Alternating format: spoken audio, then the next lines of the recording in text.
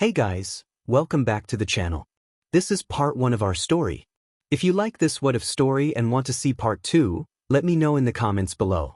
Before we start, don't forget to like, subscribe, and share this video with your friends. Also, check the description for more great content and my playlist. This story was posted by Penguilicious27 on Wattpad. Now let's start. When one gazes at the vastness of space, thoughts often drift to the possibility of life beyond their own. Perhaps there exists an alien race yet to be discovered, or maybe humanity is truly alone in this expansive universe. These musings filled Izuku Midoriya's mind as he sat on a swing in a desolate playground, staring up at the night sky. Bruises marked his body, hidden beneath his scorched and tattered clothes. The gentle breeze swayed him back and forth, and the creaking of the swing beside him drew his attention to the empty seat. He fought back tears, quickly wiping them away as he turned his gaze back to the appealing night sky. Suddenly he spotted something bright 𝐒𝐮𝐬𝐃𝐞𝐭𝐚𝐢𝐥𝐬 across the darkness. A shooting star, he thought, his eyes widening in wonder. He realized he needed to make a wish. Though he wasn't sure if it would come true, he decided to give it a try. He wished for a quirk and to become the #1 hero in the world. But if that was too much to ask, a best friend would suffice. Unbeknownst to him, his longing for a loyal companion was about to be granted, though not in the way he expected. On an unknown planet, 20 minutes earlier, the sounds of battle echoed through a ruined landscape. The galaxy's greatest warriors were engaged in a relentless hunt against a parasitic race of aliens known as Xenomorphs, who had established a hive deep beneath the planet's surface. These creatures were aggressive and cunning, making them the perfect prey for the battle-hungry 𝐒𝐬. Many xenomorphs lay defeated in the vast caverns of their home, but the hunters had also suffered losses. Their advanced weapons dispatched the hive's drones with ease, but resistance grew stronger the deeper they ventured into the labyrinth. A group of 4 hunters was clearing one of the many chambers within the xenomorph hive when they felt the ground tremble beneath them. They turned their attention to a large tunnel leading into the chamber, readying their weapons as the rumbling intensified, resembling the approach of a massive train. Then they saw it, 2 enormous serrated blades, covered in a sticky green substance, emerged from the darkness, followed by a nightmarish creature. The sight of the Ravager, a rare and formidable prey, made the hunters recoil in disgust. The creature let out a thunderous roar that echoed through the tunnels, overwhelming one of the 𝐒𝐬, who dropped to one knee, clutching his head as the others staggered, struggling to maintain their footing. Seizing the moment, the Ravager charged forward, its massive blades capable of slicing through flesh and armor alike. It attacked with wild abandon, taking down 2 hunters with a flurry of strikes, using its immense size to crush any who managed to evade its assault. The small chamber worked to the Ravager's advantage as it relentlessly pursued its foes, leaving devastation in its wake. A victorious roar erupted from its maw as it scraped the remnants of a fallen hunter from its foot. Before the Ravager could continue its rampage, a voice resonated in its mind, echoing the command of its queen. The voice urged its children to return, for the royal chambers were under threat from the hunters. The Ravager grunted, struggling to navigate the confined space before rushing down the corridor it had just come from. It barreled through the hive, trampling anything in its path, driven by the command echoing in its mind, "Get to the royal chambers." Its kin began to gather behind it, first 10, then 50, and soon a vast horde of xenomorphs followed, united in purpose. As they approached the royal chambers, a series of explosive booms shook the hive, causing chaos around them. The Ravager halted, feeling debris crash against its back, blocking the path. While 𝐒𝐬𝐽 would not be fatal, it trapped many of the horde, leaving only a few to escape the rubble. The queen's voice rang out, but her message was cut short by a roar of anguish that ignited the fury of her children. The invaders were attacking their mother, but the rubble held the furious horde back, preventing them from unleashing their wrath. The Ravager growled in frustration, attempting to push through the collapsed tunnel as more debris fell upon it. Enraged and spurred on by the cries of its mother, the Ravager gathered a vast amount of bile in its maw and unleashed a torrent of pungent acid. In moments, the barrier of rock and stone disintegrated, leaving only a faint odor in the air. The horde seized the opportunity to surge forward, trampling over one another as they burst into the royal chambers to aid their queen mother. However, they found no sign of her. As they flooded into the chamber, the xenomorphs were met with the sight of destroyed egg clutches and the lifeless forms of 5 fallen Praetorians. These Praetorians, known as the Royal Guard, were specifically bred to protect the queen and serve as generals in her army. Among them was the Ravager, a powerful variant that relied on its strength for offensive maneuvers. The Ravager advanced, inspecting the vast cavern. It paused to sniff at the body of one of its fallen siblings, which bore several spears embedded in its massive skull. Hissing in disdain, the Ravager lumbered past the carcass, repeating the word "weak" in its mind. They were weak, too weak to protect their queen mother, too weak to safeguard the eggs, and too weak to be called royal guards. Drones scoured the ruined egg hutches in a futile attempt to find any surviving eggs. Without them and with the queen mother lost, the future of the hive appeared grim. The Ravager began to sniff the ground, catching the scent of their queen. Following the comforting aroma, it craned its neck upward to see a massive hole in the roof of the hive that led to the surface of their home planet. Inhaling deeply, the Ravager let out a thunderous roar that rallied its younger siblings. In a massive swarm, the xenomorphs began scaling the walls of the hive, rapidly climbing up the hole. The Ravager snarled as it observed its siblings climbing the walls. Crouching slowly, it gathered power in its legs before leaping up, its body slamming against the wall with force, inadvertently crushing a few unfortunate siblings as it drove its blades into the stone, halting its rapid descent. Climbing was a struggle for its size, yet this arduous ascent was far quicker than navigating the collapsed tunnels of the hive back to the surface. The horde scuttled around their eldest sibling, eager to avoid being knocked off the wall as they screeched and growled. As the first wave reached the surface, the air filled with the sounds of laser fire and the cries of the xenomorphs. With the queen's voice silenced and the other 5 eldest children slain, command of the hive fell to the Ravager, which repeatedly ordered the horde to charge. As the last members of the horde clambered out of the hole, the Ravager's large blades sank into the earth, pulling the great beast up with a mighty roar. If it could, the Ravager would have grinned at the chaotic scene before it. The hunters were surrounded by the furious horde in a chaotic battle between 2 of the galaxy's deadliest forces. However, the sight of its queen mother ensnared and dragged into one of the hunters' ships wiped any semblance of a grin from its face. Feeling its bloodlust surge, the Ravager charged, quickly catching up to the horde.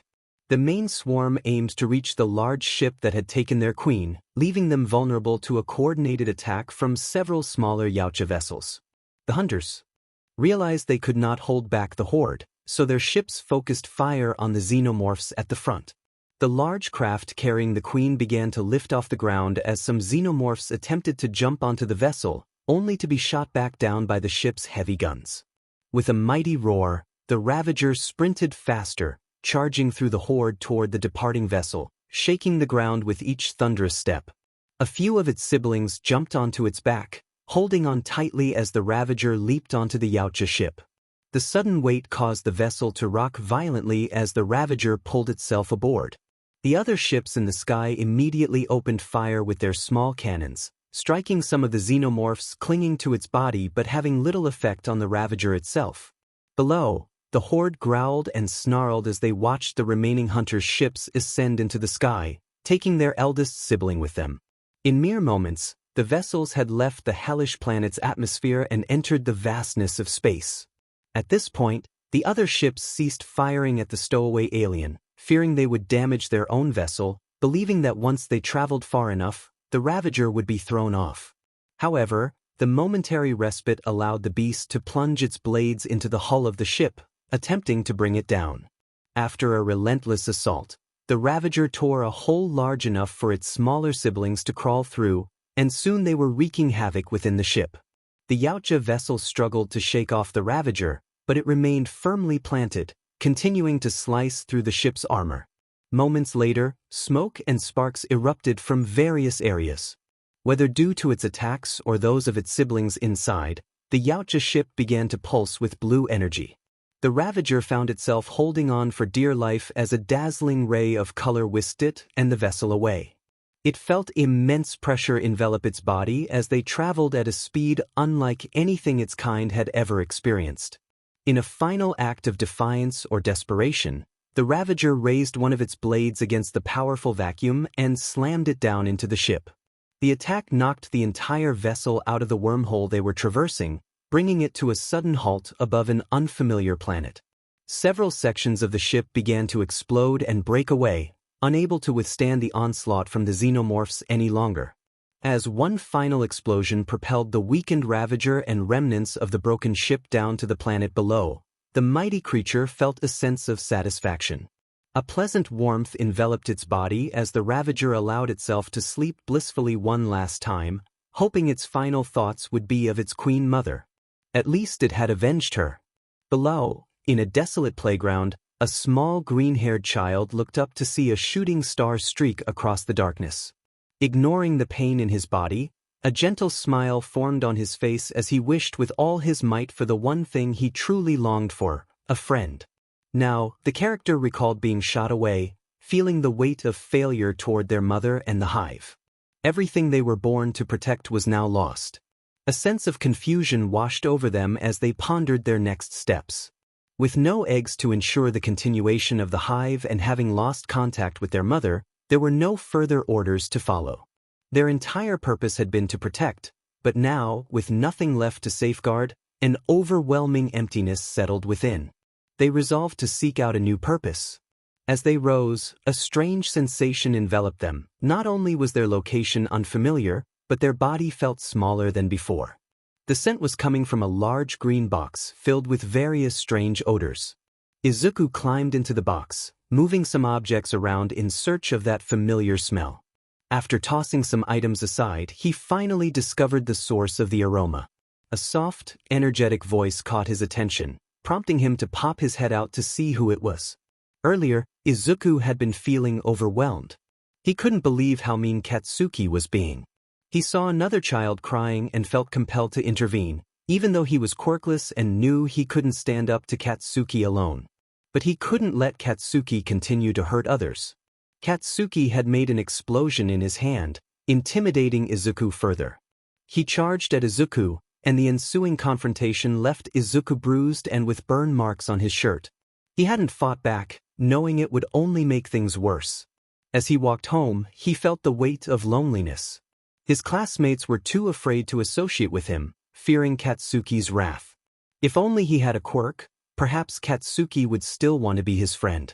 Looking both ways before crossing the street, Izuku passed a few alleyways. At least his granola bar remained intact in his pocket. He pulled it out, unwrapped it, and took a small bite, feeling slightly better with the taste of chocolate chip and peanut butter. As he approached another alleyway, he heard rustling from one of the trash containers. Curiosity piqued, he peeked inside and saw trash scattered everywhere. Some bags were ripped, and he suspected a hungry animal might be inside. Despite his mother's warnings about alleyways, he couldn't ignore the possibility of a starving creature. He approached the trash container, carefully removing the rest of the wrapper from his granola bar. He hoped the animal would be friendly. He gently called out, hoping to coax the creature out. After a moment, a strange little creature emerged. It had a large, smooth head, a scorpion-like tail, and what appeared to be blades on its hands. Startled, Izuku dropped the granola bar, but the creature sniffed it and began to eat. Though its appearance was surprising, it was small and surprisingly adorable. Izuku slowly extended his hand, ready to pet it, but the creature hissed, causing him to stumble back. To his relief, instead of attacking, it rubbed its face against his cheek and purred. Izuku wondered if it was some sort of cat with a quirk, despite its unusual features. He began to mutter to himself, lost in thought about the creature's nature. The creature observed Izuku, noting his bruises and burns. It realized he was fragile and needed protection. A sense of purpose filled it. It could be a protector for this human. Suddenly, a growl interrupted Izuku's thoughts. He turned to see a large dog approaching, foaming at the mouth and growling. Fear surged through him as he held the small creature in his arms and backed away, feeling the wall of the alley behind him. The creature sensed Izuku's fear and hissed at the dog, trying to scare it off. But the dog focused its attention on the small creature, showing hostility. The protector instinct kicked in, and it charged at the dog, slamming its blade hand into the creature. To its surprise, the dog fell limp. Realizing the threat was neutralized, the small creature quickly disposed of the carcass, ensuring it would no longer frighten Izuku. When it turned back to him, it noticed Izuku's wide eyes filled with fear. The protector approached, rubbing its head against Izuku's cheek and neck, purring softly to comfort him. Slowly, Izuku wrapped his arms around the creature, hugging it tightly. He then stood up and asked if it wanted to come home with him. The creature purred in response, nuzzling against him. Izuku felt a rush of happiness. He had a new friend, and he couldn't wait to introduce it to his. The creature vowed to protect Izuku and his family, ready to face any challenges that lay ahead. Together, they would forge a new bond, and this time it would not fail. Izuku ran the rest of the way home, carrying his new friend with him, feeling a sense of hope and companionship for the first time in a long while. My feet were hurting, but I didn't care. I was excited. I just hoped my mom would let me keep my new friend. I finally reached my house and opened the door, searching for my mother. Izuku called out for his mom, and she responded from the kitchen. He ran in, holding out his new friend for her to see. He eagerly asked if he could keep it. His mother gasped, shaking with excitement as she took the creature from his hands and hugged it tightly, squealing with delight. She exclaimed how cute it was and began to ask questions about its name and what it ate. Izuku admitted he didn't know if it was a boy or a girl, nor what kind of creature it was. His mother asked if he had checked, lifting the creature above her head but not seeing anything. She then cradled it in one arm, rubbing its head while deep in thought. The creature purred contentedly under her touch. Suddenly, she had an idea. She reached into her purse, pulled out a quarter, and tossed it to Izuku, asking him to call heads or tails. He chose tails, and she instructed him to flip the coin. As he flipped it, he accidentally sent it flying toward his mother and the creature. Just as she was about to catch it, the creature opened its mouth, revealing a tongue with sharp teeth that snatched the coin midair. Both of them were taken aback, but his mother quickly recovered, retrieving the coin from the creature's tongue. After examining it, her expression turned pouty as she declared that Izuku had won. She asked what he wanted to name the creature. Izuku was thrilled at the opportunity to name it and pondered various options, but his mother reminded him to avoid names related to All Might, citing that he already had enough All Might-themed items, including the underwear he had begged her to buy. Izuku thought hard for a moment before finally deciding on a name. The creature perked up at the sound of its new name as Inko placed it in Izuku's arms. He welcomed the creature to the family, feeling a strong sense of determination to protect it and his new home.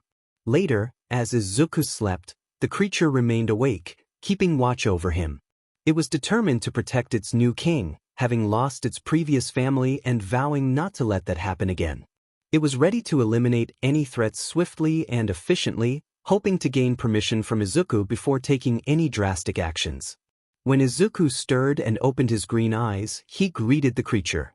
It hissed in response, and he got up, instructing it to head downstairs while he took care of his morning routine. The creature waited outside the bathroom, reflecting on its past. Despite the loss of its family, it felt grateful for the circumstances that had led it to Izuku. It had learned from its past mistakes and was determined to protect him.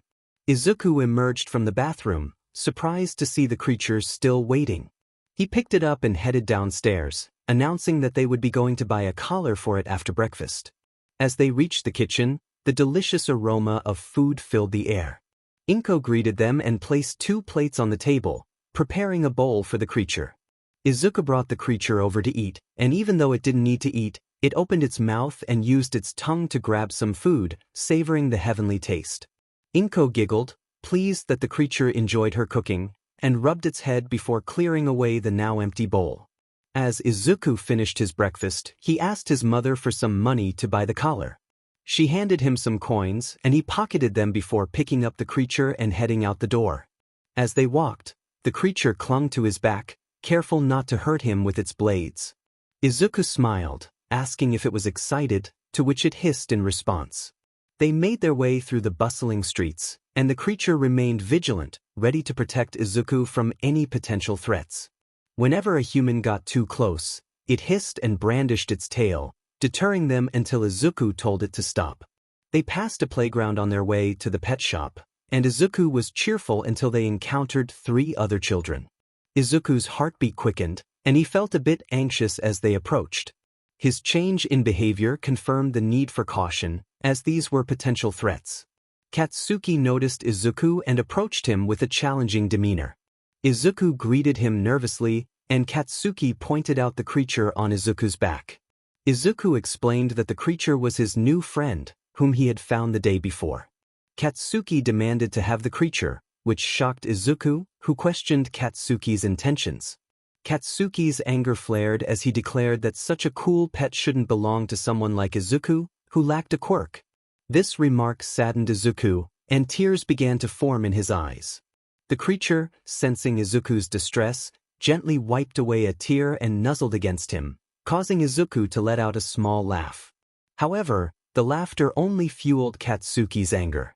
Katsuki, now more furious, threatened Izuku, suggesting that he hadn't learned his lesson from their last encounter.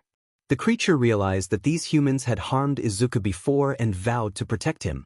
One of the humans grew giant wings and hovered above the ground, while another extended his fingers menacingly, and Katsuki prepared to unleash another explosion.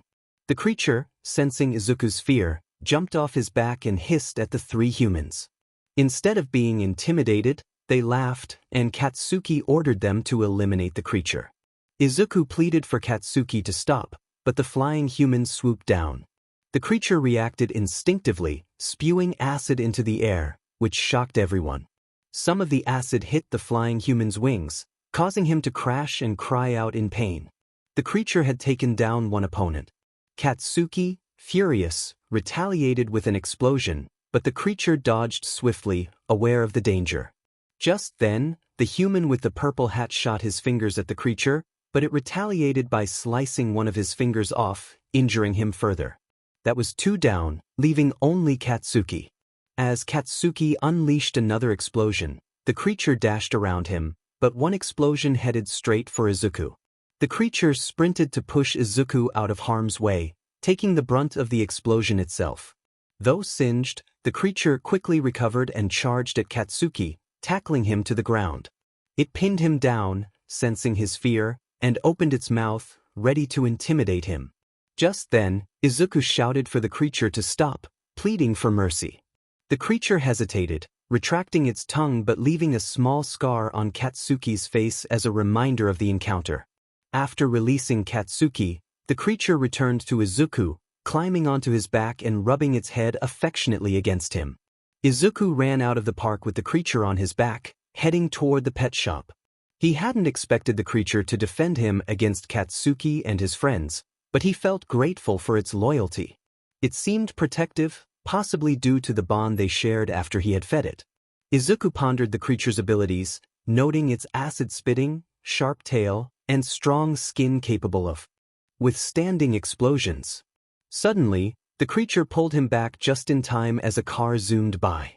Izuku thanked it, and the creature hissed playfully, nuzzling him, which made Izuku laugh. Realizing he had passed the pet shop, he quickly turned around and entered, eager to buy a new collar for the creature. Izuku announced their arrival at the shop, encouraging the creature to help find a collar that suited it. The creature hissed in acknowledgement and began to explore the store, eventually using its tail to pick up an expensive-looking collar. My blade arms were shorter, yet they retained their sharpness. My tail had shrunk to a size smaller than my body length, while my head had become the largest part of me. If my siblings had seen me like this, I would have been the subject of their laughter for years. I surveyed my surroundings, searching for any indication of where I was. All I could discern was that I was deep within a cave, with the only light source being the hole in the roof through which I had crashed. It seemed I needed to find a way out. Perhaps I could discover another queen or king to protect. Approaching one of the walls, I drove my claw hand deep into it, using it as an anchor. I lifted my body and used my other claw hand to secure myself again. I repeated this process, climbing the wall until I reached the cave's roof. I embedded my claws into the ceiling, just as I had done while climbing. After a moment, I reached the hole I had fallen through and crawled toward the surface. To my surprise, I found myself inside a cave on a hill overlooking a human city. With nothing else to occupy my time, I decided to explore. I began to run down toward the towering buildings, searching for purpose or adventure. I passed a few creatures that seemed oblivious to my presence, but one was following me, producing bubbles from its mouth. What a strange creature. Perhaps the bubbles served as a defense mechanism. Regardless, I was almost at the massive buildings. As I entered the city, I noticed numerous humans and some unusual beings. Some had tails, extra limbs, and varied body shapes. Had humans evolved? If my hive still existed, I would have reported this to our mother. The humans looked at me with confusion, murmuring things like, "What is that?" and "Did an animal get a quirk?" What was a quirk? Was that what they called my kind? It seemed odd to label us that way. They didn't even appear afraid of me. Had they never encountered my kind before? I could ponder these questions later. For now, it was time to explore. I followed the crowd of humans, thinking they must be moving to a new location. Suddenly, a familiar scent caught my attention. I paused, sniffing the air. It led me to a secluded area illuminated by a few light sources, where strange symbols hovered above me. I took my findings to the cashier, and along the way, I noticed 𝐒𝐮𝐬 grabbing a dog tag as well. This was probably going to be expensive. The items were placed on the counter as the cashier rang them up and returned them to the surface. The money given by Izuku's mother was taken out, and he waited for the man to announce the price. The cashier stated the amount, and Izuku handed over the money before grabbing the items and walking out. Once outside, he asked 𝐒𝐮𝐬 to hop off his back for a moment to try on the collar and tag. He attached the tag to the collar and placed it around 𝐒𝐮𝐬's neck, ensuring it was snug but not too tight. In 𝐒𝐮𝐬's perspective, this was the best moment of their life. Not only had they defended their king in combat, but they were also gifted a present from him. A promise was made to protect Izuku, and that vow would be kept. No matter the size, power, or status of any threat, they would all fall if they dared to harm Izuku. As they made their way home, 𝐒𝐮 played with the collar. The walk back was peaceful until they passed the playground again. There were remnants of a previous confrontation, and 𝐒𝐮 quickly covered Izuku's eyes before using their acid to dissolve the evidence. In mere moments, all traces of the fight were gone, and 𝐒𝐮 uncovered Izuku's eyes, returning to their playful demeanor. Upon arriving home, Izuku's mother greeted them with a smile and a delicious meal. Overall, the day had been great, aside from the unsettling incident at the playground. After dinner, Izuku took 𝐒𝐮 upstairs to sleep, and after the day's events, it was understandable that he wanted to rest early. As the years went by, 𝐒𝐮 defended Izuku from all forms of threats, attacking only when permitted, which was rare. Izuku took notes on 𝐒𝐮's abilities, much like he did with heroes. In his eyes, he was a hero, and perhaps 𝐒𝐮 could assist him on his journey to become one. Regardless of what Izuku aspired to be, 𝐒𝐮 would remain by his side until the end. In Izuku's perspective, the sad truth was that not all individuals were created equal, a lesson learned the hard way at the age of 4. He recalled a moment when Katsuki had been cruel, taunting him while he cried. That day, he learned that some kids possessed more power than others. However, it wouldn't hold him back, for on that day, he also found his best friend, 𝐒𝐮. After a moment, a strange creature emerged from a dumpster, climbing out. Izuku felt that this creature was a gift from some benevolent force. 𝐒𝐮 became fiercely protective, threatening anyone who dared to harm Izuku. The bullying ceased, even Katsuki stopped, fearful of 𝐒𝐮's potential wrath. Izuku never allowed 𝐒𝐮 to kill, but he permitted him to defend against those who wished to hurt him. 𝐒𝐮 had grown significantly, now standing at 6 feet tall, with sharper and longer tail and blade-like hands. Despite not knowing 𝐒𝐮's species, Izuku didn't care. He was his friend, and together they would strive to become the #1 heroes. In 𝐒𝐮's perspective, the king was running toward the sounds of explosions, while 𝐒𝐮 stayed close, keeping a watchful eye. The question arose each time they ventured into danger: Why was Izuku excited to go there? Each time, the answer was found in Izuku's face. A human's eyes conveyed many emotions, and in Izuku's, 𝐼/N saw pure joy and excitement. Izuku often expressed his longing to be a hero, not just any hero, but the #1 hero. Whatever his dreams were, 𝐼/N was determined to help him achieve them, starting now. They arrived at a place Izuku referred to as Tatooine Station, where a giant human with an unusual head was currently blocking their path. As the king's protector, it was his duty to shield him from all dangers, particularly from the explosive human who posed the greatest threat. From Izuku's perspective, the teacher addressed the class, emphasizing that as third-year students, it was time for them to seriously consider their futures and the paths they wished to take in life. Although career aptitude tests could be distributed, the teacher felt it unnecessary, knowing that each student aspired to attend the prestigious Hero Academy. Everyone ended up as sidekicks to some underwhelming D-lister. The students questioned whether Katsuki Bakugo thought he was better than them. Bakugo, filled with determination, declared that he would take them all on. The teacher noted Bakugo's impressive test results, suggesting that he might have a chance to get into 𝐒𝐮𝐬. The students began to murmur among themselves about this new development. Some expressed disbelief that he would attempt to apply to such a prestigious school, which had a mere 0.2 acceptance rate. Others insisted that it was impossible to gain admission. Bakugo, undeterred, acknowledged that this challenge was precisely what motivated him. 𝐾𝐿 leaped onto his desk, a spotlight seemingly shining on him as he captured everyone's attention. He declared that he had aced all the mock tests and was the only one at the school with a real chance of getting into 𝐒𝐮𝐬.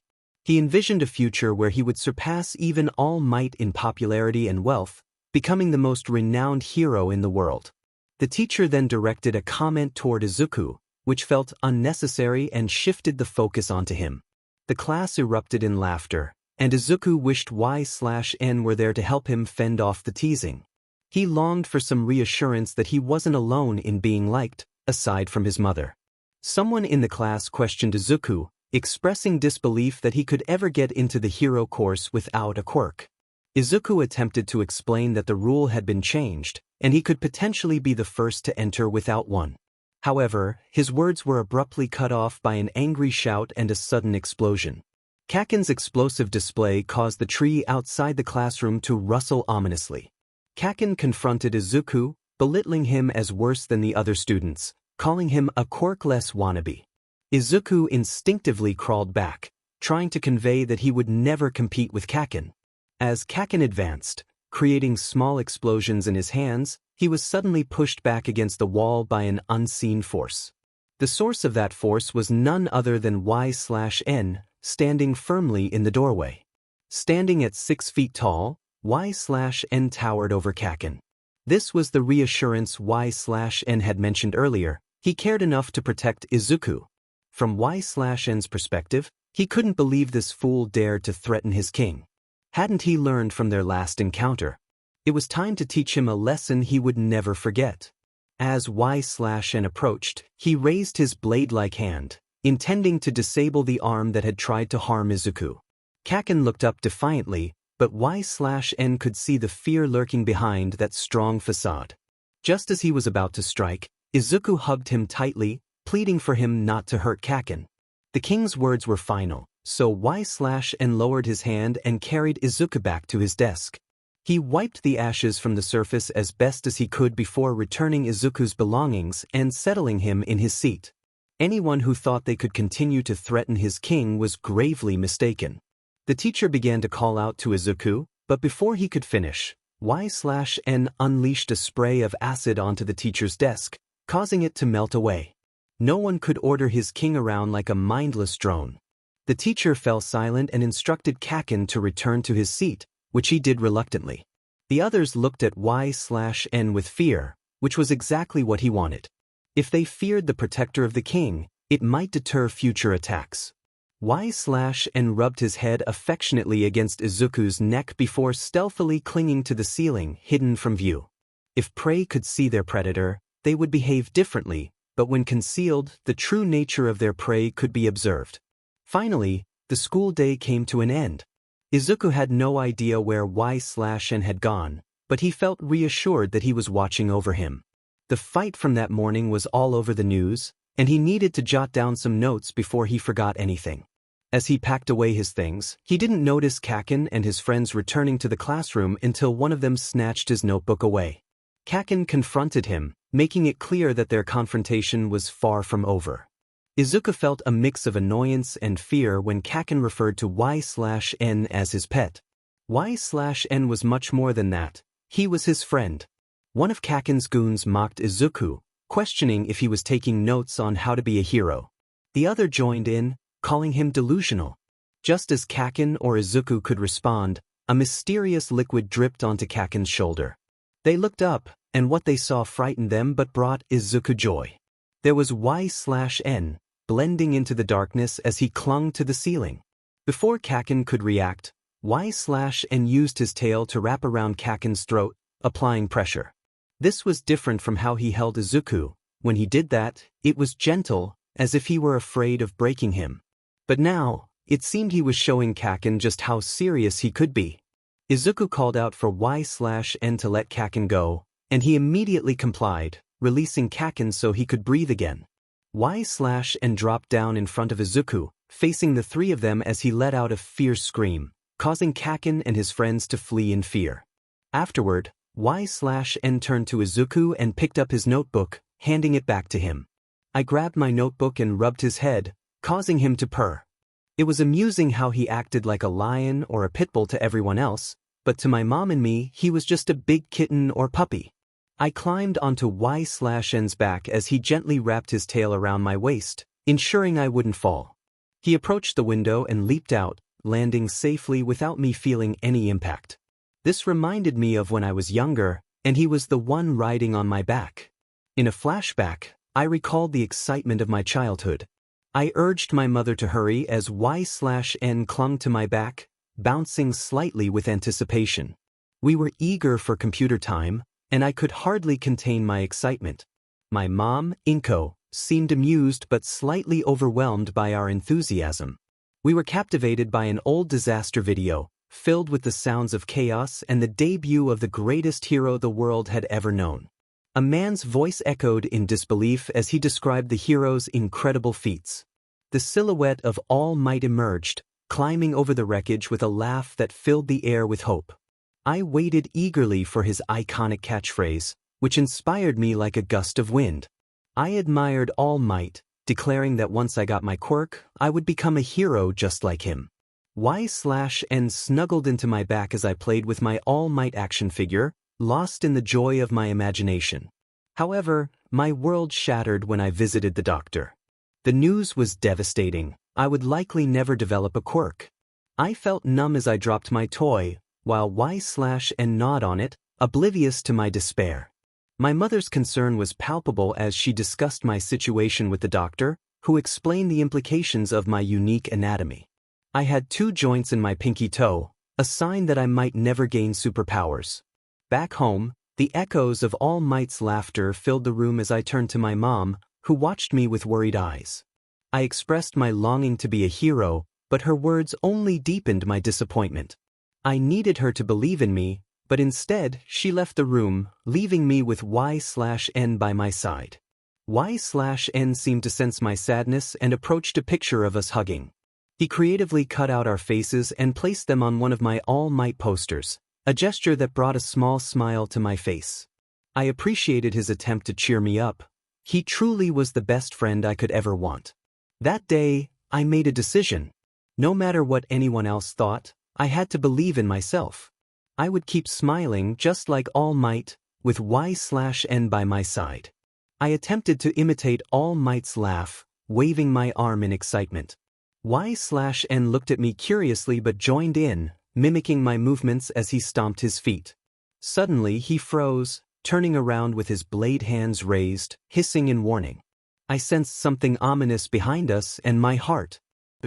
A green liquid emerged from a manhole, towering over us with malicious intent. I felt 𝐒/N tighten his grip around me, prioritizing my safety. A villainous voice echoed, threatening to use me as a disguise. My heart raced with fear, but 𝐒𝐮 was ready to protect me. As the creature lunged at us, we dodged, and 𝐒𝐮 struck with his blade hand, but it didn't seem to harm the villain. I realized we needed a new strategy to keep safe. The villain's body morphed freely, but its eyes remained fixed, revealing a weakness. I felt a surge of determination. Together, we would find a way to overcome this threat. It may be a possible weakness to test and exploit. The character prepared their right-hand blade and waited until the villain lunged once more. When he did, they dodged and, during the movement, raised the blade to strike at the villain's right eye. However, the villain managed to hit Izuku with a solidified sludge attack in the process. Initially, the character intended to let the villain go with just a battle wound, but now they would face a more severe consequence. The sludge villain cried out in pain, clutching his injured eye. The character began to approach the villain slowly, who was backing away in distress. Just as they were about to strike again, a manhole cover shifted, revealing another human. This was the hero that many looked up to, known as All Might. Upon seeing the villain cowering, All Might quickly assessed the situation and declared it time to end the confrontation with a powerful move. The force behind his punch was enough to secure victory. Although the character sensed that All Might was weakened, he remained a formidable opponent. All Might captured the villain in a small bottle, showcasing it proudly. He then turned to the character, curious about the young man wrapped in their tail. The character hissed in response, feeling a bit annoyed that All Might didn't understand. They gently placed Izuku on the ground and picked up his notebook, handing it to All Might. All Might agreed to sign the notebook, doing so swiftly before turning his attention back to Izuku, who was just beginning to regain consciousness. Izuku felt something gently tapping his face and heard All Might's voice urging him to wake up. When he opened his eyes, he was astonished to see All Might standing before him. Izuku quickly sat up, only to be embraced by the character, who nuzzled against him. All Might acknowledged that Izuku seemed to be recovering well and apologized for the earlier chaos, explaining that he usually focused on keeping bystanders safe but had struggled with the city's sewer system. He thanked Izuku for his help and confirmed that the villain was captured. Izuku was in awe of All Might, realizing he was standing before the hero he admired most. He felt a surge of excitement and wanted to ask for an autograph. As he rummaged for a pen, he expressed his gratitude for the signed notebook, which he considered a family treasure. All Might informed them that he needed to take the villain to the police and reminded them to stay out of trouble. Izuku, feeling a sense of urgency, asked if All Might was leaving already. All Might explained that pro-heroes were always racing against time. Before All Might could leap away, Izuku clung to his leg, feeling exhilarated by the idea of flying. All Might, surprised, acknowledged the situation but urged Izuku to keep calm. Izuku had many questions he wanted to ask, especially since All Might was his favorite hero. All Might agreed to listen, but warned Izuku to be careful.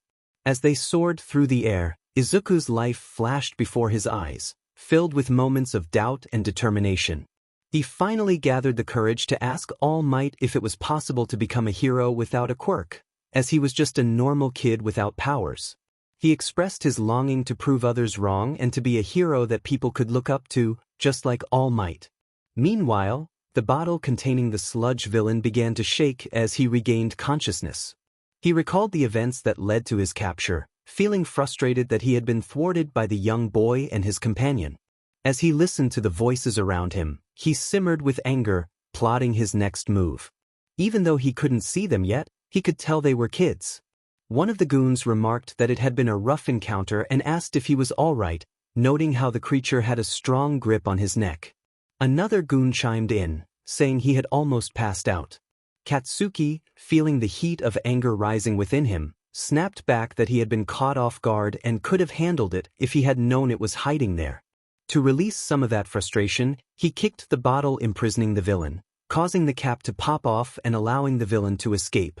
One of the goons suggested they shouldn't waste time on Midoriya, mentioning the dog that followed him everywhere. Katsuki, still fuming, thought that someone needed to teach that worthless nerd how the world really worked, planning to find a time when that annoying pet of his wasn't around. As he spoke, he exploded a can in his hand and tossed it aside, prompting laughter from the goons. One of them suggested going to the arcade to take his mind off things, while another proposed sneaking into a bar at the station to meet some girls. Katsuki, frustrated, warned them that if they got caught, 𝐒𝐮𝐬 would never let him in. They were oblivious to the sludge behind them until it rose up, catching their attention.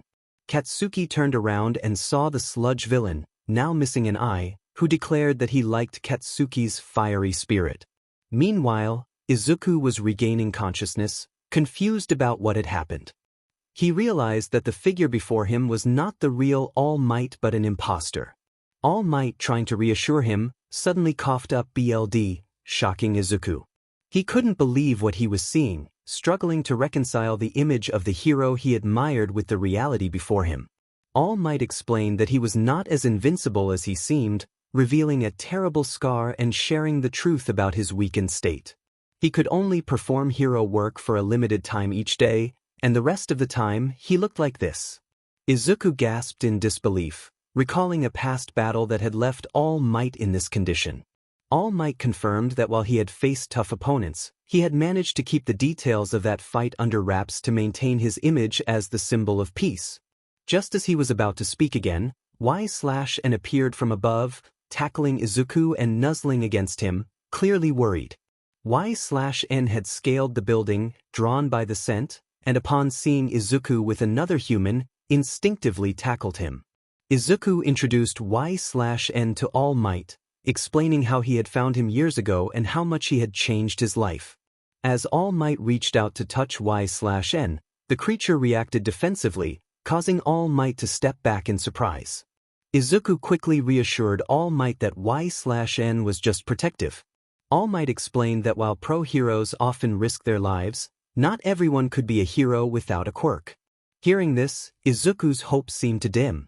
𝐒𝐮𝐬, sensing Izuku's distress, raised his bladed hands, ready to defend his king. Izuku, aware of 𝐒𝐮𝐬's intentions, held onto him tighter, trying to calm him down. All Might continued, suggesting that there were other ways to help people, like becoming a police officer. He encouraged Izuku to pursue realistic dreams, understanding that not all aspirations were attainable. After All Might left, Izuku appeared deep in thought. 𝐒𝐮𝐬 gently nudged his forehead against Izuku's, purring softly, which brought a smile to his face. They embraced, sharing a moment of comfort.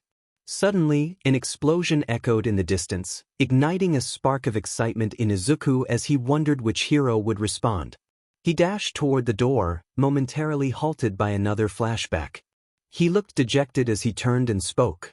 Izuku asked if 𝐒𝐮𝐬 could take him home. Nodding, 𝐒𝐮𝐬 gently wrapped their tail around his waist and made their way to the edge of the roof. They ensured he was ready before climbing down the building. Once on the ground, 𝐒𝐮𝐬 took a moment to think. The joy and hope in Izuku's eyes had faded, but perhaps 𝐒𝐮𝐬 could restore that. Izuku's eyes sparkled with joy when he took notes on heroes and villains. The recent explosion was likely caused by a villain or a careless hero. Instead of heading directly home, 𝐒𝐮𝐬 turned in the direction of the explosion, and it seemed Izuku didn't notice as he was engrossed in his notebook. 𝐒𝐮𝐬 reassured themselves that they weren't disobeying his order to go home, they were simply taking a different route. With that in mind, 𝐒𝐮𝐬 quickened their pace toward the ongoing battle. Upon arriving at the scene, 𝐒𝐮𝐬 noted that the heroes seemed cowardly. However, their focus was on making Izuku feel better, not judging the battle. They placed him down, which confused him until he looked ahead. Izuku questioned why they weren't going home. 𝐒𝐮𝐬 responded with a hiss and nudged his notebook. Realization dawned on Izuku as he asked if 𝐒𝐮𝐬 had brought him there to cheer him up. 𝐒𝐮𝐬 nodded and nudged him forward. Although a small smile appeared on Izuku's face, it quickly vanished as he looked ahead. Following his gaze, 𝐒𝐮𝐬 saw a person in distress, trapped by a villain. The heroes still hadn't defeated the villain. It took quite a while to get there, and yet they were just standing by. 𝐒𝐮𝐬 could sense the fear of both the heroes and the trapped individual. Suddenly, someone shouted for help, pulling 𝐒𝐮𝐬 from their thoughts. They looked up to see their king rushing into the battlefield while everyone else watched in shock. 𝐒𝐮 felt a surge of fear. If he got hit by one of those explosions, he would be in grave danger. Determined, 𝐒𝐮 charged in after Izuku, intending to get him out of the battlefield. The villain unleashed several explosions at Izuku, but surprisingly, none of them landed. Just as one was about to hit him, 𝐒𝐮 managed to pull him out of the way. Izuku thanked 𝐒𝐮 but then insisted they had to save Kaken. Despite the way Katsuki had belittled him for most of his life, Izuku was still willing to help. 𝐒𝐮 admired his determination and decided to follow his command. They swiftly turned around and charged back into the fray, dodging explosions as Izuku began to analyze the enemy. The trapped person wouldn't survive much longer without air. Izuku seemed to get an idea and instructed 𝐒𝐮 to get closer for him to execute his plan. 𝐒𝐮 maneuvered through the chaos until Izuku threw his backpack into the villain's eye, a rather messy tactic that 𝐒𝐮 thought unnecessary. Izuku hopped off 𝐒𝐮's back and desperately pulled at the villain to free the trapped individual. Katsuki questioned why they were there, and Izuku explained that he looked like he needed help. The villain glared at Izuku, showing a hint of fear toward 𝐒𝐮. As the villain raised his hand to attack, 𝐒𝐮 instinctively covered Izuku with their body, ready to take the hit. They braced for the explosion, but instead of pain, they only felt the heat. When they looked behind, they saw All Might had protected them. All Might expressed his feelings of inadequacy, acknowledging that he hadn't been practicing what he preached. He grabbed the trapped person as blood trickled from their mouth, declaring that professionals always risk their lives. The villain prepared to attack again, but All Might countered with a powerful strike, successfully defeating the villain and saving the individual. The force generated created a strong wind, causing clouds to form. The human, though weakened, raised his fist as the crowd began to cheer. He looked ready to collapse but stood tall, embodying the essence of a true hero, earning 𝐒𝐮's respect as a warrior. Izuku instructed 𝐒𝐮 to wait while the heroes wanted to speak with him. However, 𝐒𝐮 noticed the heroes lecturing him about his reckless decision. 𝐼𝐚𝐽𝐬 chided Izuku for putting himself in danger, questioning his judgment. 𝐒𝐮 felt anger rise within. From what they had seen, the heroes were cowardly. If a child without powers could rush into danger while they stood by, what did that make them? 𝐒𝐮 believed it would be better if Izuku didn't become a hero, perhaps a villain would be better. But they knew Izuku's dream was to be a hero, and 𝐒𝐮 would help him achieve that. Having heard enough of the heroes' reprimands, 𝐒𝐮 stood up and approached them. As Izuku was being lectured, he felt a hiss behind him and recognized 𝐒𝐮's presence. 𝐒𝐮 positioned themselves between Izuku and the pro-heroes, expressing their displeasure. 𝐼𝐚𝐽𝐬, slightly intimidated despite being taller, questioned if 𝐒𝐮 was Izuku's pet. Izuku confirmed it, though he stammered. 𝐒𝐮𝐬 asked why 𝐒𝐮 wasn't on a leash, and 𝐼𝐚𝐽𝐬 further questioned what 𝐒𝐮 even was. Frustrated by the interruptions, 𝐒𝐮 spat acid at their feet, causing them to back away. Before anything else could happen, 𝐒𝐮's tail wrapped around Izuku, leading him away. As they walked home, Izuku occasionally rubbed 𝐒𝐮's head, and everything felt calm and quiet until Katsuki ran up to them. Fearing the worst, 𝐒𝐮 stood protectively in front of Izuku, but he simply held 𝐒𝐮's arm and moved to his side, calling out to Katsuki. "You're a quirkless failure playing without a full deck. Don't think you can look down on me. Are you trying to make me owe you? Don't look down on me, you nerd." He began to walk away as 𝐒𝐮 tilted their head in confusion at Izuku. Izuku thought that was probably his way of saying thanks. 𝐒𝐮 decided to acknowledge his thanks. They got on all fours and ran at the explosive human. Izuku yelled for them to come back, but they kept running. Katsuki turned around, and when he saw 𝐒𝐮, he prepared for a fight and launched an explosion. 𝐒𝐮 dodged and hugged him as he yelled for them to let go and put him down. Katsuki demanded to be released, questioning what 𝐒𝐮 even was. 𝐒𝐮 responded that they were his mutual friend and enemy. They purred, sending vibrations through his body, causing him to slightly tremble. Once he calmed down, 𝐒𝐮 pressed their forehead to his before putting him down and running back to Izuku. As 𝐒𝐮 ran, they heard Katsuki mutter about them being a DMN overgrown cat. When 𝐒𝐮 returned, Izuku was waiting patiently, but 𝐒𝐮 noticed a flicker of sadness in his eyes. Why was he sad? Did something happen while 𝐒𝐮 was gone? But just as quickly as it appeared, the sadness was replaced by hope and joy. Izuku mentioned needing to come up with a more realistic goal. 𝐒𝐮 nodded and began to follow him, but just then, All Might arrived. All Might announced his presence with enthusiasm, and Izuku was surprised to see him, wondering how he had escaped the reporters. All Might explained that getting away from them was easy because he was All Might. Suddenly, he transformed into a bony figure, blood trickling from his mouth. Izuku gasped, while 𝐒𝐮 remained still. All Might expressed his gratitude, correction, and a suggestion. He explained that if 𝐒𝐮 hadn't been there to share their life story, he would have become just another guy in a bodysuit who was all talk. Izuku felt responsible for the situation, believing he had interfered with All Might's work and had said impertinent things despite being quirkless. All Might reassured him that it was because of the timid, quirkless Izuku that he was able to act. Top heroes often had stories from their school days, and most shared a common theme: their bodies moved before they had a chance to think. Izuku began to tear up, and 𝐒𝐮 wrapped him in their tail to comfort him. All Might affirmed that Izuku could become a hero. Overwhelmed with emotion, Izuku fell to his knees, and 𝐒𝐮 sat beside him, hugging him gently. All Might's words echoed in Izuku's mind: he could become a hero. It was a dream he had longed to hear, especially from someone he admired so much. All Might then declared that he deemed Izuku worthy of his power, offering to pass on his quirk. Izuku was taken aback, questioning what it meant to inherit All Might's power.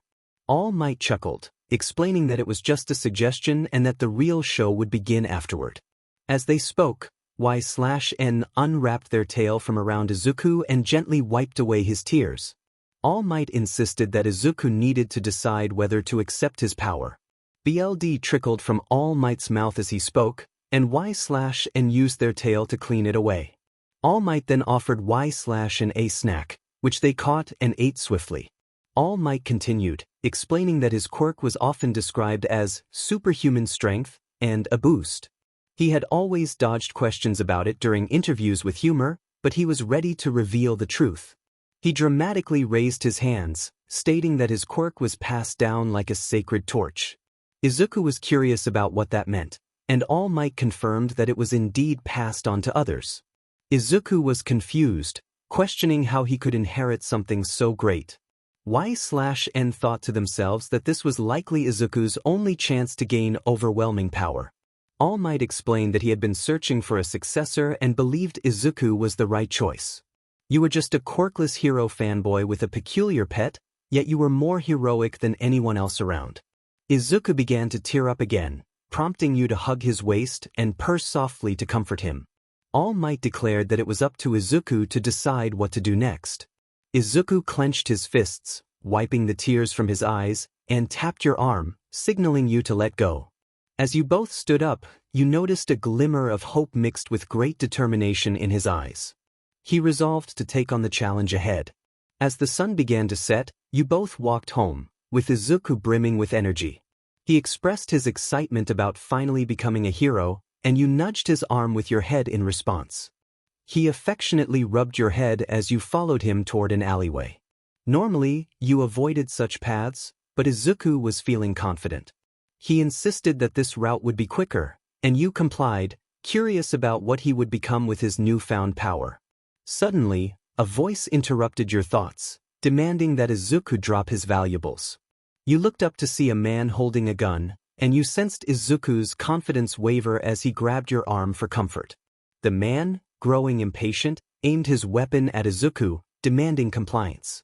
Izuku began to take off his backpack, but you instinctively pushed it back into his hands with your tail, stepping in front of him protectively. Izuku was confused and concerned, questioning your actions. You let out a low growl at the man, who took a step back but quickly raised his weapon again, taunting Izuku about your fate. Izuku protested vehemently, But before he could react further, a loud bang echoed through the alley. Izuku tried to pull you away, but when he realized you were unharmed, he froze in shock. The man, bewildered, fired repeatedly at you, but the bullets bounced off your armored skin. You gently pushed Izuku back and pounced on the man, who shouted in panic. Despite his desperate attempts to fight back, you held him down, your determination unwavering. You admired his will to cling to life, even as you prepared to end it swiftly. With a swift motion, you struck, and the man pleaded for mercy, offering to trade his loot for his life. That was his final mistake. He had sullied Izuku's ears with his desperate cries. You swiftly ended the man's life, and as you consumed a piece of his brain, a strange sensation washed over you. Memories flooded your mind, and you felt a surge of understanding. Turning back to Izuku, you removed your blades from the fallen man and hugged him, purring with relief that he was safe. To your surprise, you found that you could communicate with Izuku telepathically. He was astonished, questioning how you could speak without moving your mouth. It seemed that consuming the man's brain had enhanced your mind, allowing you to connect with Izuku in a new way. As you both processed this new development, Izuku suggested heading home. He glanced at the body, clearly unsettled by the sight. You decided to dispose of the evidence, using your acid to dissolve the remains while Izuku turned away. You approached the trash can where the man had hidden his valuables, but Izuku stopped you, insisting it wasn't right to take what wasn't yours. You agreed, suggesting that you could inform the police anonymously instead. Wrapping your tail around Izuku's waist, you lifted him onto your back as you began your journey home. He fell asleep, and you reflected on the eventful day. Not only had he faced a villain, but he had also met his idol, was on the brink of gaining a quirk, and now had a pet that could speak in his mind. His life was destined to become even more interesting. 2 days later, you, Izuku, and All Might found yourselves at Dagoba Municipal Beach Park, a place littered with trash. This was where Izuku would train to become the hero he had always dreamed of being. He was attempting to pull a refrigerator while you and All Might sat on top, offering encouragement. You cheered him on, expressing confidence that he was growing stronger. All Might joked about how comfortable the fridge was, and just as Izuku lost his balance, you swiftly wrapped your tail around him to prevent him from falling into the sand. I let him go as he fell to his knees instead. All Might remarked that if Izuku could move even a little, it would make things easier.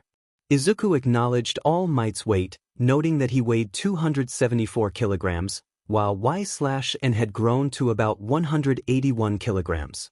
All Might corrected him, stating he had lost weight and was now only 255 kilograms in this form.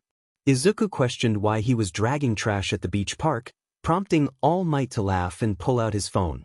He explained that Izuku was not a proper vessel for his quirk, One for All, which required a prepared body to inherit its full power. He warned that an unprepared body could suffer severe consequences. 𝐒𝐮𝐬 reassured Izuku, suggesting that if he did explode, it would be an interesting way to go. Izuku felt worse at this thought. All Might then asked who Izuku was talking to, and Izuku explained that 𝐒𝐮𝐬 could now communicate with him telepathically. All Might turned to 𝐒𝐮 and gave a thumbs up, expressing admiration for him. He inquired about 𝐒𝐮𝐬's species, to which Izuku admitted he was still trying to figure it out. He mentioned he was picking up trash to train his body. All Might confirmed that was part of it but added that he had discovered through research that part of the beach park's coast had been in this state for years. Izuku noted that the currents caused objects to drift there, and people took advantage of that for illegal dumping, leading local residents to avoid the area. All Might expressed that heroes today often pursued showy acts, but true heroism involved volunteer service, even if it was considered boring. He demonstrated his strength by crushing a refrigerator, clearing trash behind him and allowing sunlight and water to shine through. He declared that Izuku would restore the horizon in that section, marking his first step toward becoming a hero.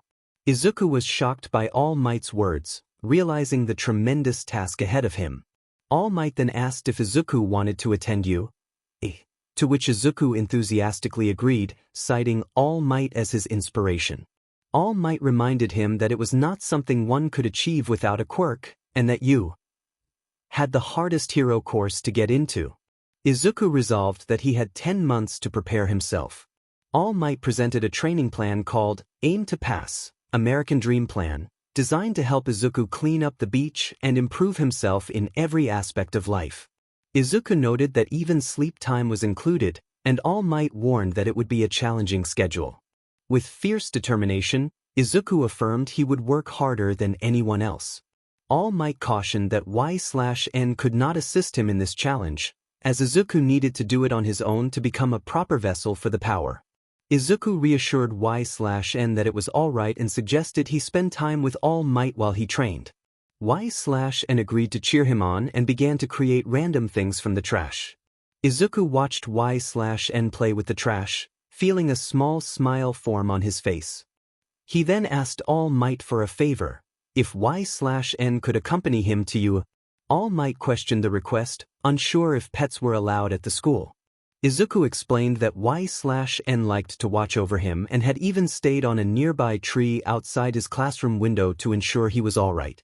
All Might considered this and ultimately agreed, stating he would confirm the possibility the next day, but advised that 𝐒𝐮𝐬 should be well trained and on a leash. Ecstatic at the prospect of 𝐒𝐮𝐬 joining him, Izuku thanked All Might, who then urged him to begin his training. Thus began Izuku's 10 months of intense preparation.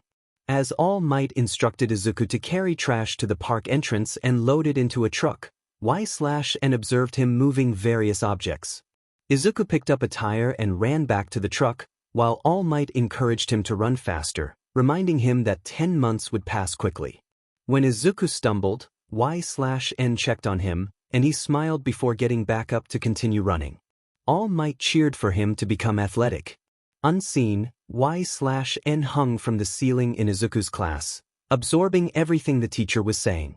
It seemed that ever since I had consumed that piece of human brain, my ability to learn and retain knowledge had improved significantly. The teacher began discussing the revisions to the Building Standard Act due to the emergence of superpowers, but I quickly lost interest. I understood why Izuku wasn't paying attention. He appeared physically fine, but mentally fatigued. Izuku was deep in thought, calculating the training he needed. He realized that even with his efficiency, he still had to train me to behave in public if he wanted me by his side. He figured he could manage about 5 hours of training each morning and night, totaling 490 hours. As he muttered to himself, I noticed the teacher extending his hand toward Izuku. I instinctively hissed and growled, my sounds growing louder as the teacher's hand approached. My growling seemed to instill fear in the other students, who frantically tried to signal the teacher to stop. Confused, he continued reaching for Izuku. Before he could make contact, I jabbed my tail toward his hand, causing him to cry out in pain. The sudden noise jolted Izuku from his thoughts. I yanked my tail back, sending the teacher tumbling over his desk and onto the ground. The classroom fell silent, everyone watching in fear, even the student known for his explosive quirk, as I opened my mouth above the teacher's head. Izuku urged me to stop, and I hesitated, looking up at him. He reassured me that he was fine and asked me to come closer.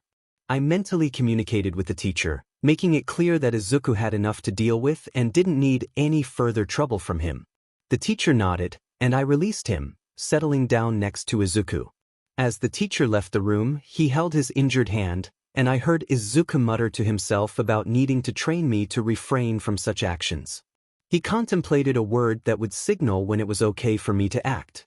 The teacher returned with a bandage on his hand, fear evident on his face, and resumed the lesson while Izuku absent-mindedly rubbed my head and took notes. On February 26th at 6 a.m., my king achieved a significant milestone. All Might arrived just as I helped Izuku reach the top of a pile of trash he had been moving.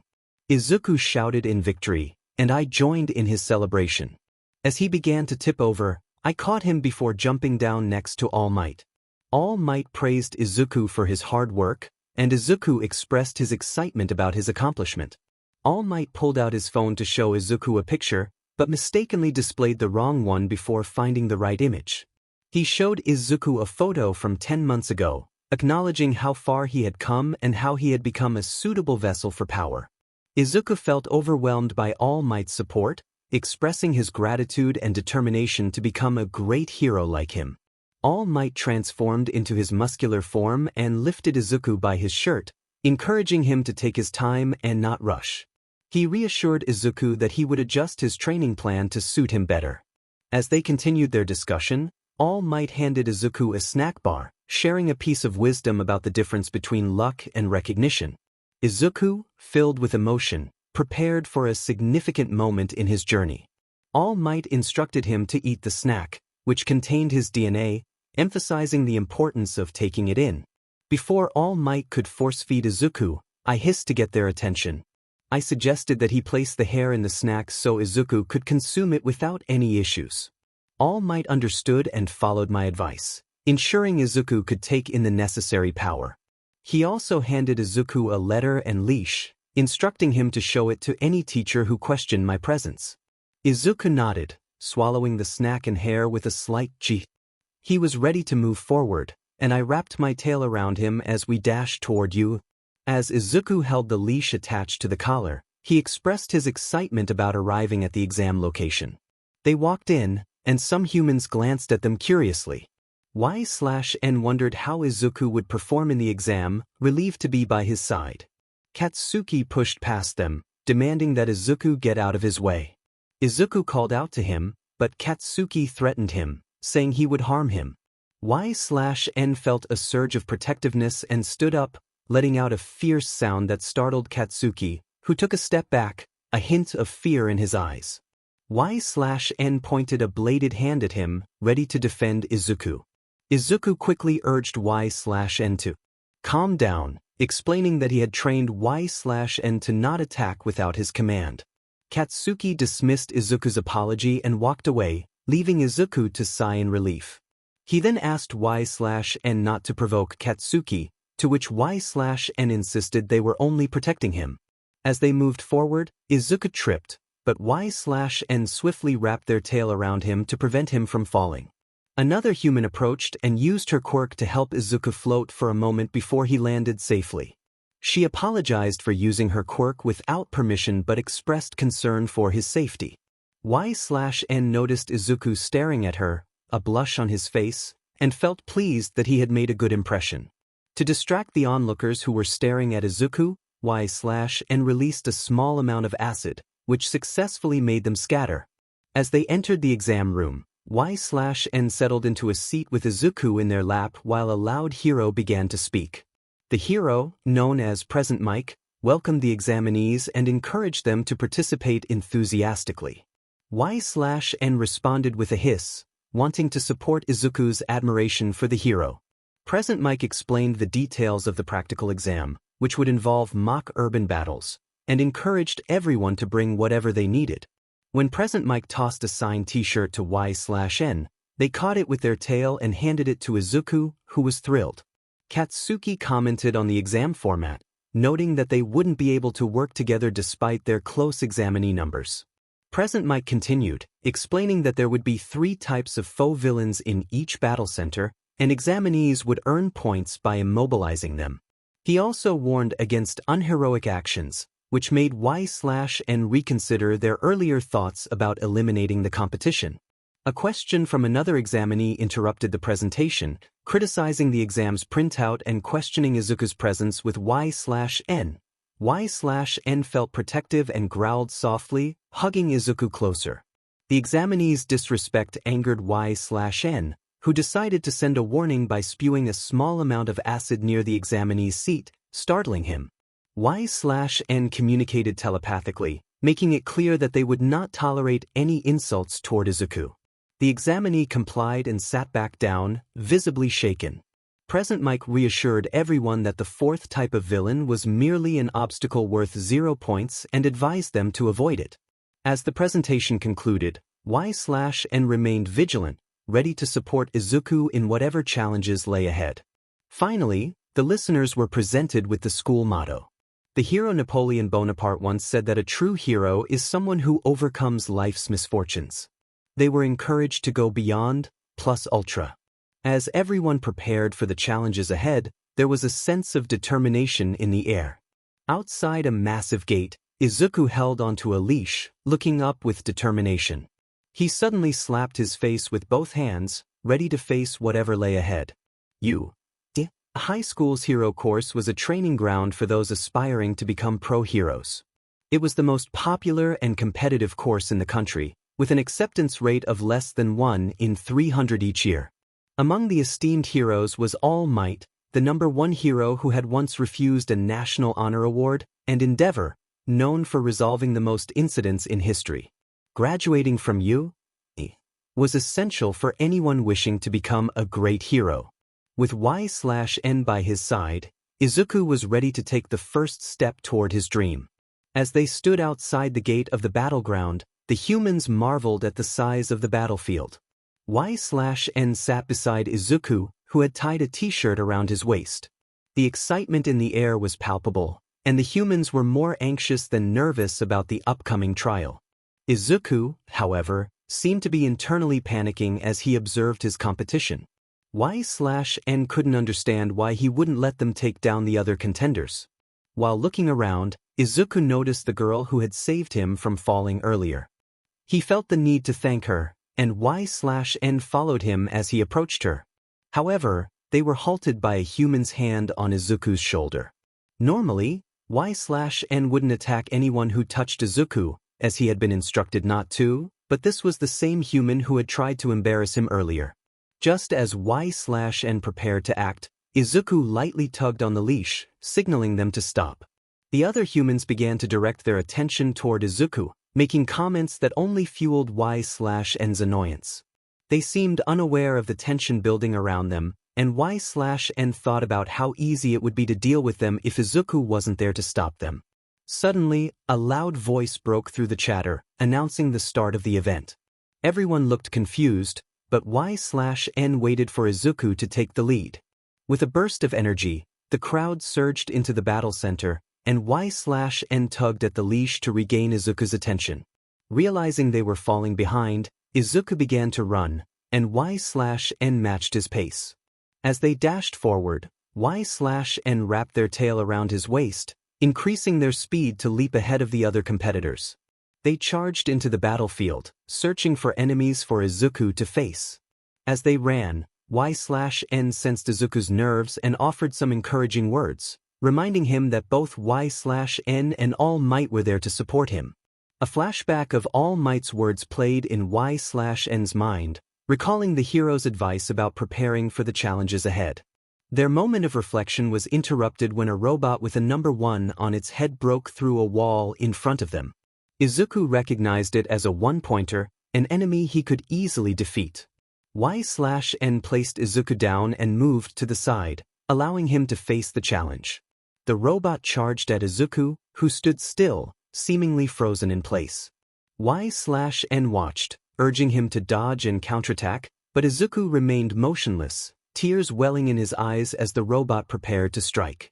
Not wanting him to die, 𝐼/N ran forward and pushed the robot away from Izuku, unintentionally sending it into the path of a laser. A nearby human thanked 𝐼/N for the distraction, and Izuku exclaimed about the laser.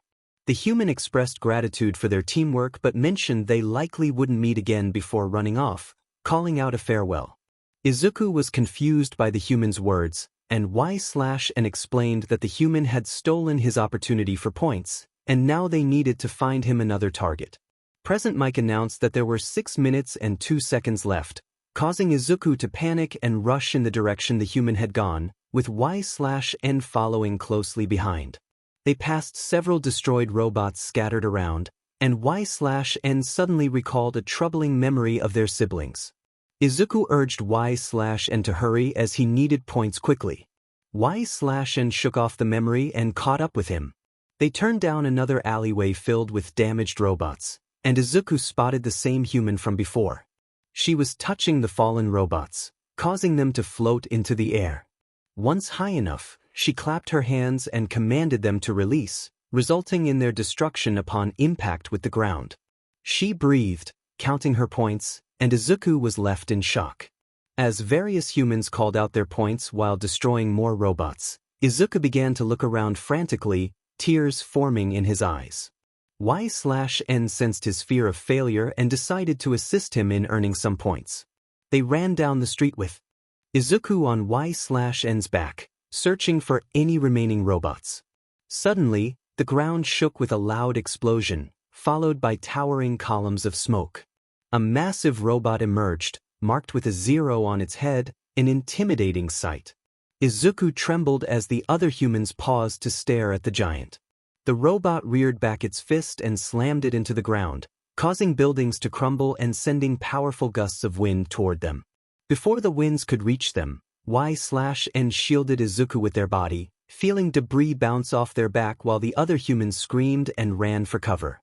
Once the winds subsided, 𝐒𝐮𝐻 uncovered Izuku, and they both looked up to see the giant robot looming over them. The other humans fled, unwilling to confront such a formidable foe.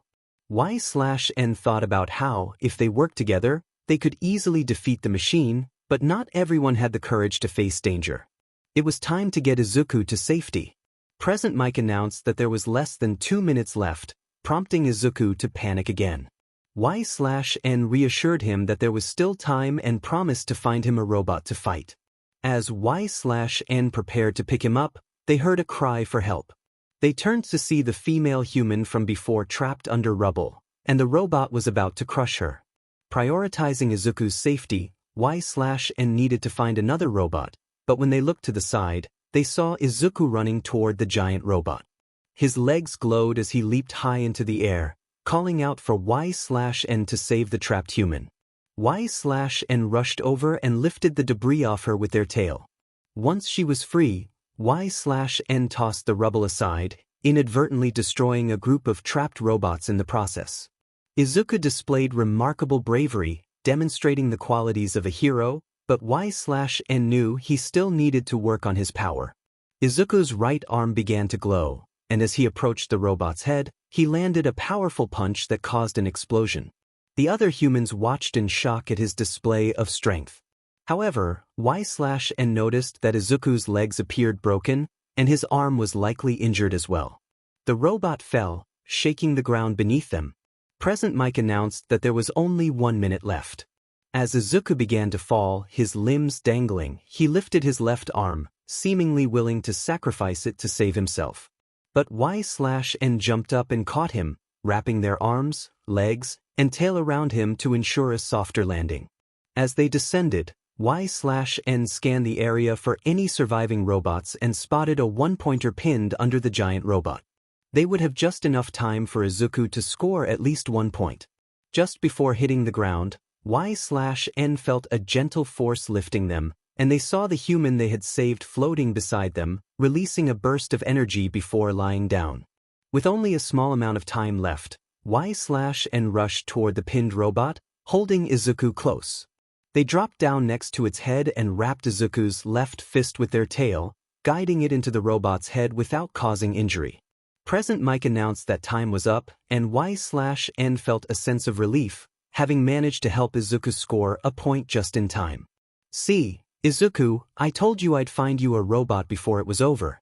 He wasn't responding, so I looked down to see him sleeping. It was a good idea. Sleep should help his broken bones and maybe his crushed spirit. I wrapped myself around him as I kept watch while he rested.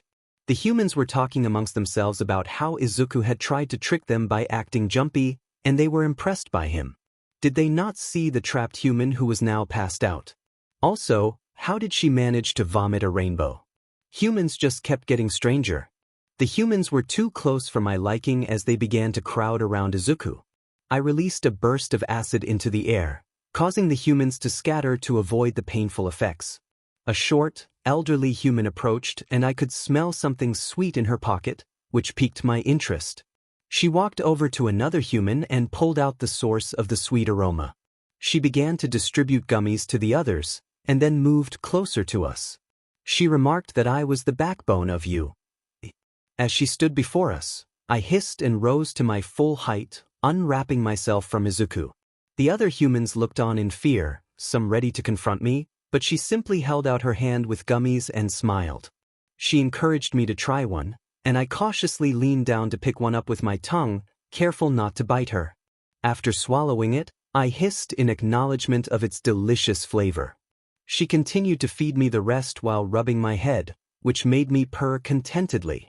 She commented that I was just a giant puppy protecting my owner, or perhaps a giant kitten, and mentioned that 𝐒𝐬𝐬 would likely take a liking to me if we ever met. I wondered who 𝐒𝐬𝐬 was but decided to ask Izuku later. She seemed nice and had given me snacks, so I would trust her. After she stopped rubbing my head, I lay back down next to Izuku. She looked at him with concern, noting how much he had been hurt by his own quirk, and gently kissed him on the head, causing everyone to react in surprise. Did nobody ever give them a comforting gesture like that? I remembered when my mother used to nudge my siblings and me with her head. It was a small gesture, but it reassured us of her love. Those were good times. I missed her. As the human introduced herself as 𝐒𝐮𝐦𝐦𝐚𝐫𝐲's licensed school nurse, the youthful heroine, recovery girl, Izuku's arms and legs began to heal and reposition themselves. She explained that her quirk activated a powerful healing ability, allowing you to conduct a reckless entrance exam thanks to her. Recovery girl urged everyone to finish quickly and asked if anyone else was injured. I knew Izuku's spirit was likely broken, but I didn't think she could fix that. It was time to bring him home before Inko started to worry. I was walking us home while Izuku remained asleep. The night was surprisingly dark, with only a few stars visible. I wondered what was for dinner and hoped it was that delicious triangle from the circle in a box. Inko had warned me not to eat too much of it due to something called grease. I couldn't believe it took me so long to carry Izuku near our neighborhood. I turned left, following the scent of Izuku's home, right into an alleyway. Nothing good happened in alleyways, but this was the fastest route home, so I decided to run through quickly. I tightened my tail around Izuku's waist and dashed in. So far, so good, no enemies or suspicious movements. But then, two humans appeared at the end of the alleyway, armed with melee weapons and dressed in dark clothing. One of them warned me to stop if I knew what was good for me. I halted not because of their command, but because another one had appeared behind me. The pincer attacked. Izuku was still asleep and couldn't defend himself. I could climb out of here, but then they would escape. I hadn't had a fight in a while, so this could serve as a warm-up. I hissed at them and placed Izuku between a trash can and a recycling bin. They froze at the sound of my hiss and pulled out flashlights, shining them on me. Fear radiated from them as they stepped back. One of their weapons ignited, and I rose to my full height. They began to inspect me closely, discussing how I might be worth something to the right buyer. They speculated whether their boss would grant them powerful quirks if they brought me back. I realized there was a villain who might be as powerful, if not more so, than All Might. If I could consume their brains, I might gain information about this boss. They decided to knock me out and take me to their boss. If I pretended to be incapacitated, I could infiltrate their base, but I couldn't leave Izuku behind. I had to eliminate them instead. With that thought, I leaped onto the wall of the alleyway, using it as a launch pad to propel myself toward the one with the flaming weapon. The others stood in shock at my speed, giving me the opportunity to pin the enemy beneath me. Their surprise quickly turned to alarm as one shouted for the others to kill me. One of the humans raised his weapon to strike, but I swiftly severed his arm with my bladed hand. To my surprise, his arm began to regenerate almost instantly. I raised my blade again and cut him horizontally, successfully separating his upper body from his torso. I noticed his clothes were on fire from where I had struck him. The character inspected their bladed hands, noticing they were now bright red instead of the usual black. They wondered if they had gained the human's quirk. It was an unusual feeling, but they believed they could control the heat emanating from their blades. Raising the upper half of the defeated human with their tail, they prepared to deliver a final blow.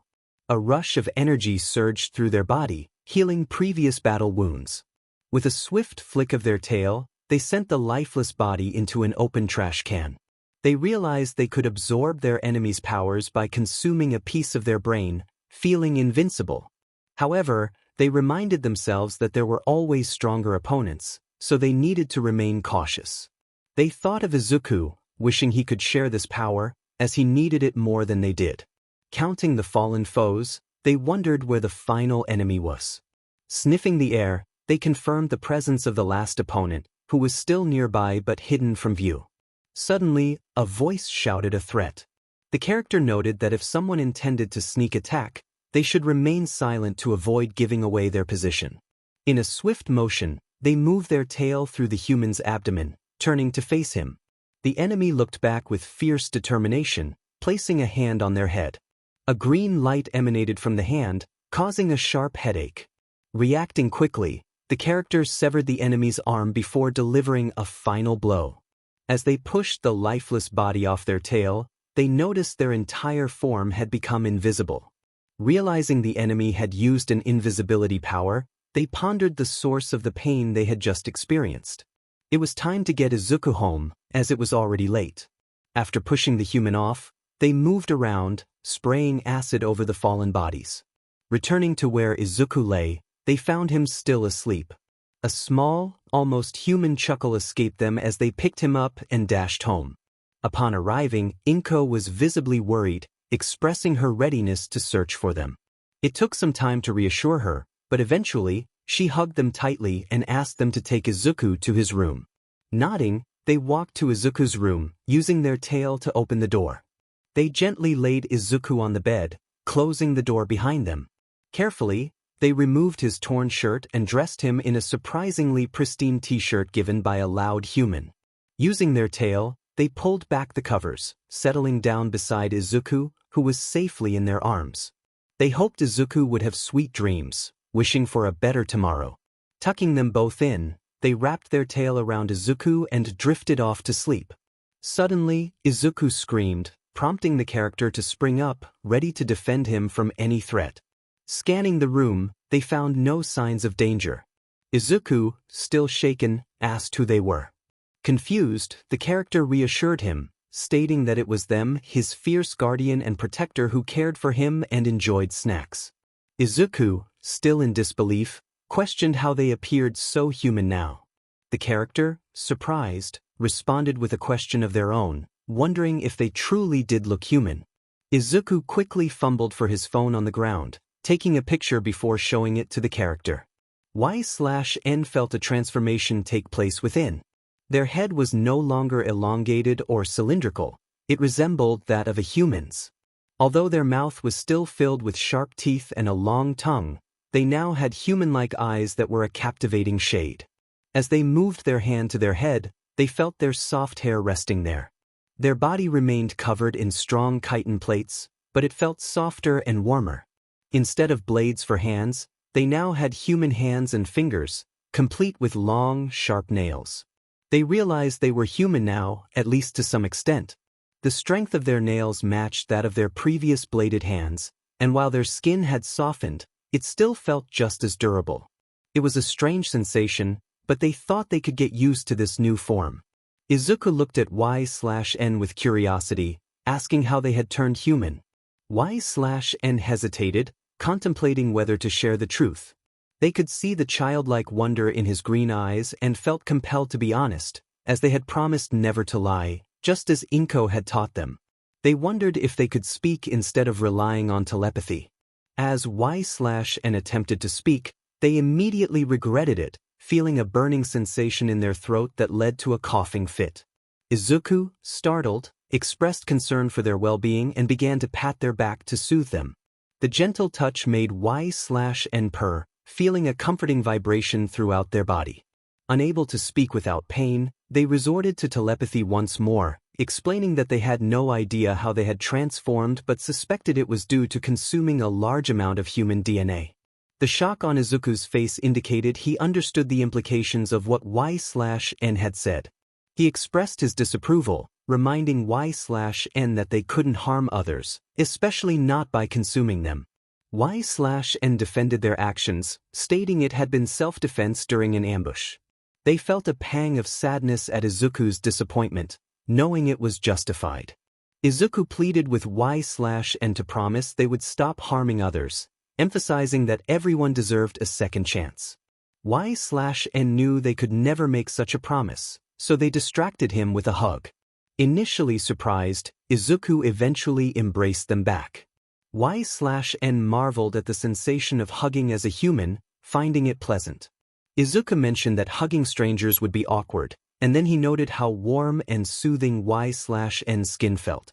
As 𝐼/N looked down, they noticed Izuku's eyes beginning to close, signaling he was about to fall asleep again.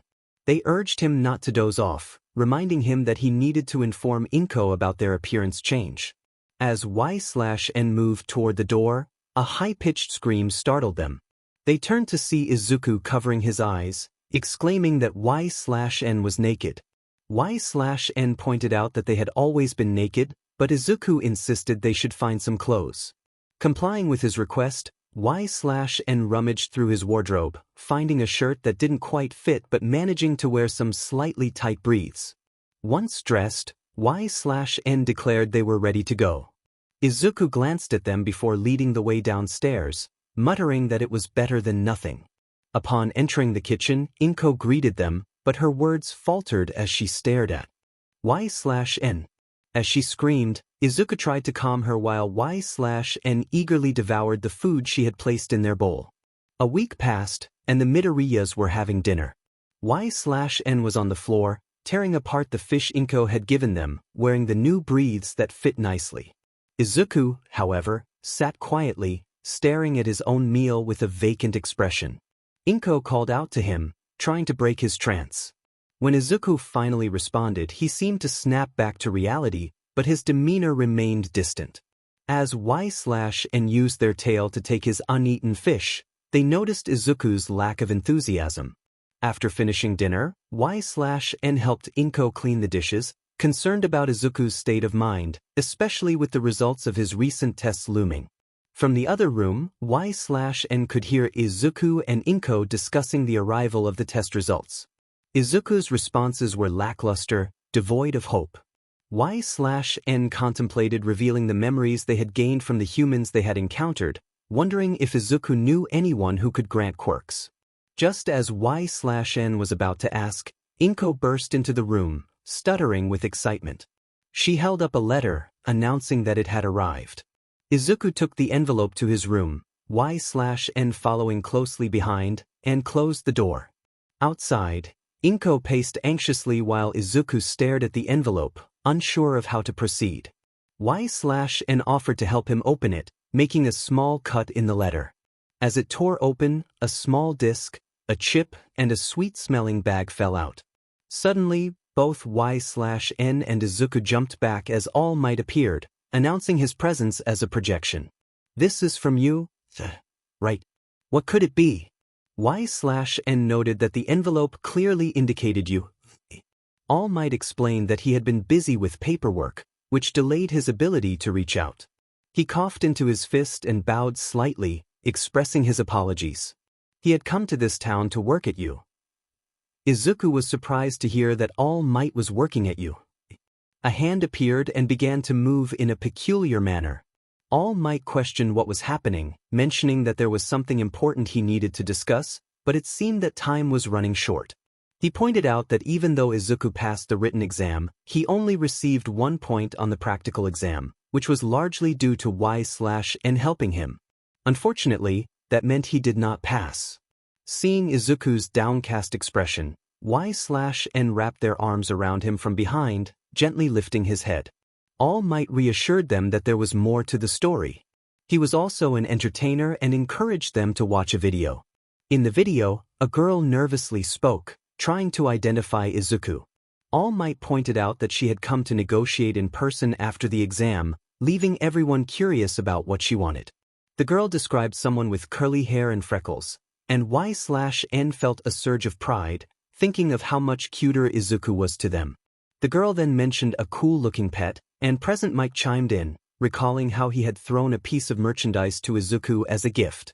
The girl asked if she could give some of her points to Izuku, which surprised 𝐼/N since they hadn't even participated in the combat. They recalled hearing Izuku say he just needed 1 point, right before his pet rushed to help another student. 𝐼𝐻𝐷 explained that Izuku's actions inspired others, and the entrance exam was graded not only on villain points but also on rescue points, which were awarded by judges. 𝐼𝐻𝐷 announced that both Izuku and 𝐼/N had scored 66 points and had passed. Izuku began to tremble, tears of joy welling in his eyes. All Might encouraged them to accept this incredible gift, whatever divine force was at play. He called for 𝐒𝐮𝐻 and young Midoriya, and Izuku was on the verge of overflowing with emotion. All Might declared that this was their hero academia, and Izuku responded with enthusiasm. As Izuku wiped away his tears, All Might turned to 𝐒𝐮 and explained that the principal wanted to personally enroll them at U. He recognized their intelligence and how well they worked with Izuku. He handed over a chip meant for 𝐒𝐮's collar and a bag of snacks from Recovery Girl, urging them to take care of Izuku. The video concluded with Izuku overwhelmed with happiness, while 𝐒𝐮 munched on the snacks, pondering how this new chapter in their life would unfold.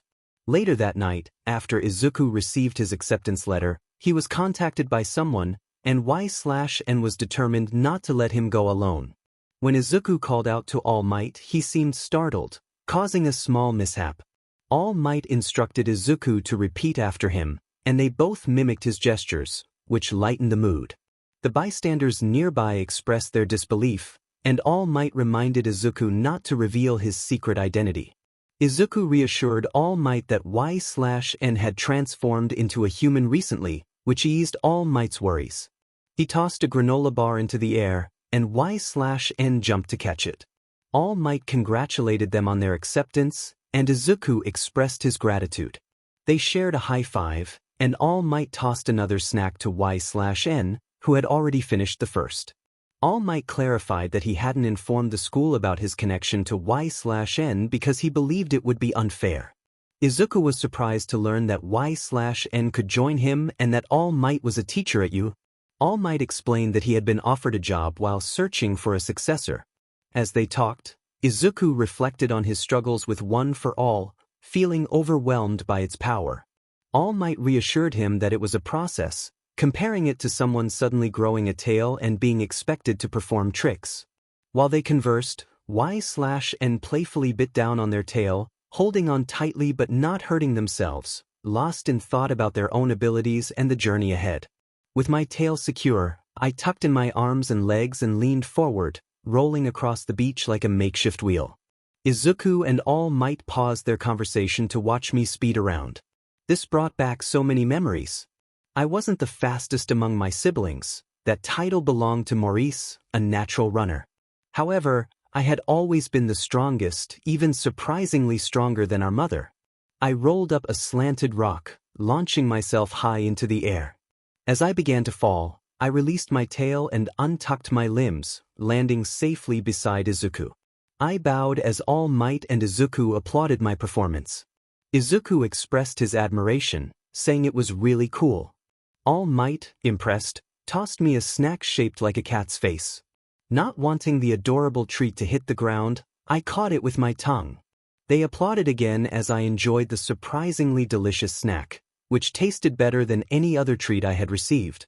All Might praised my catch, and Izuku asked what the treat was. All Might explained it was a cat treat, surprisingly cheap for a large bag. He continued discussing Izuku's training, emphasizing the importance of controlling his power. He demonstrated by crushing 2 cans in his hand, showcasing his own strength. As we prepared to leave, All Might called for us to follow him. Izuku, eager and determined, responded affirmatively, while I hissed in agreement. We began to run, All Might leading the way with Izuku in the middle and me by his side. I didn't care where we were headed, as long as I was with Izuku. In April, I sat next to the door while Izuku tied his bright red shoes. He tried to dress me in the same constricting outfit he wore, but I resisted, knowing it would hinder my movement. Instead, I settled for my comfortable breathes and a baggy sweater adorned with the 𝐒𝐮𝐬 logo. Inko, Izuku's mother, called for him, asking if he had a tissue and his handkerchief. Izuku assured her he had everything and rushed to leave. I knew I could get us there in record time, and the only way he would be late was if he chose to walk. As Izuku grabbed my leash and slung his backpack over his shoulders, Inko looked at him with admiration and a hint of tears in her eyes, telling him he was really cool. He smiled at her before opening the door and announcing he was off. Inko handed him a bag of small treats to keep me calm throughout the day, hoping I wouldn't cause too much trouble. I dashed through the building with Izuku on my back, my tail acting as a seatbelt. He mentioned there would be 18 other students in our class, and I hoped they would be kind to him. He had warned me not to attack unless provoked. As we approached the classroom, Izuku expressed his anxiety about the size of the place, and I gestured toward the giant door marked 1A. I stopped outside, allowing him to grab my leash. Izuku marveled at the door's size, wondering if it was for accessibility. I mused about whether my mother could fit through it, revealing my height and strength compared to hers. Izuku was shocked, but I encouraged him to focus on the task at hand. I sensed his heart rate spike with fear, so I rubbed his shoulders and purred to calm him, reminding him of his worth and potential. As he opened the door, I activated my invisibility quirk, allowing me to survey the classroom unseen. Izuku expressed hope that we wouldn't be in the same class as any scary people. Inside, I observed the students, noting that while some had the potential to be dangerous, others seemed harmless. An argument broke out between two students, drawing my attention. One student, Katsuki, seemed confrontational, while another, Tenya, introduced himself with a strange gesture. Katsuki threatened Tenya, who appeared taken aback. I wondered if anyone had ever confronted Katsuki before. Tenya questioned Katsuki's intentions, and as their exchange continued, Izuku grew flustered under the scrutiny of the class. Tenya approached us, his fists clenched and eyes locked on Izuku. I remained hidden, silencing my hisses and growls, as Izuku introduced himself, eager to make a connection. "Nice to meet you, Ida." Tenya realized that Midoriya had noticed something more to the practical exam.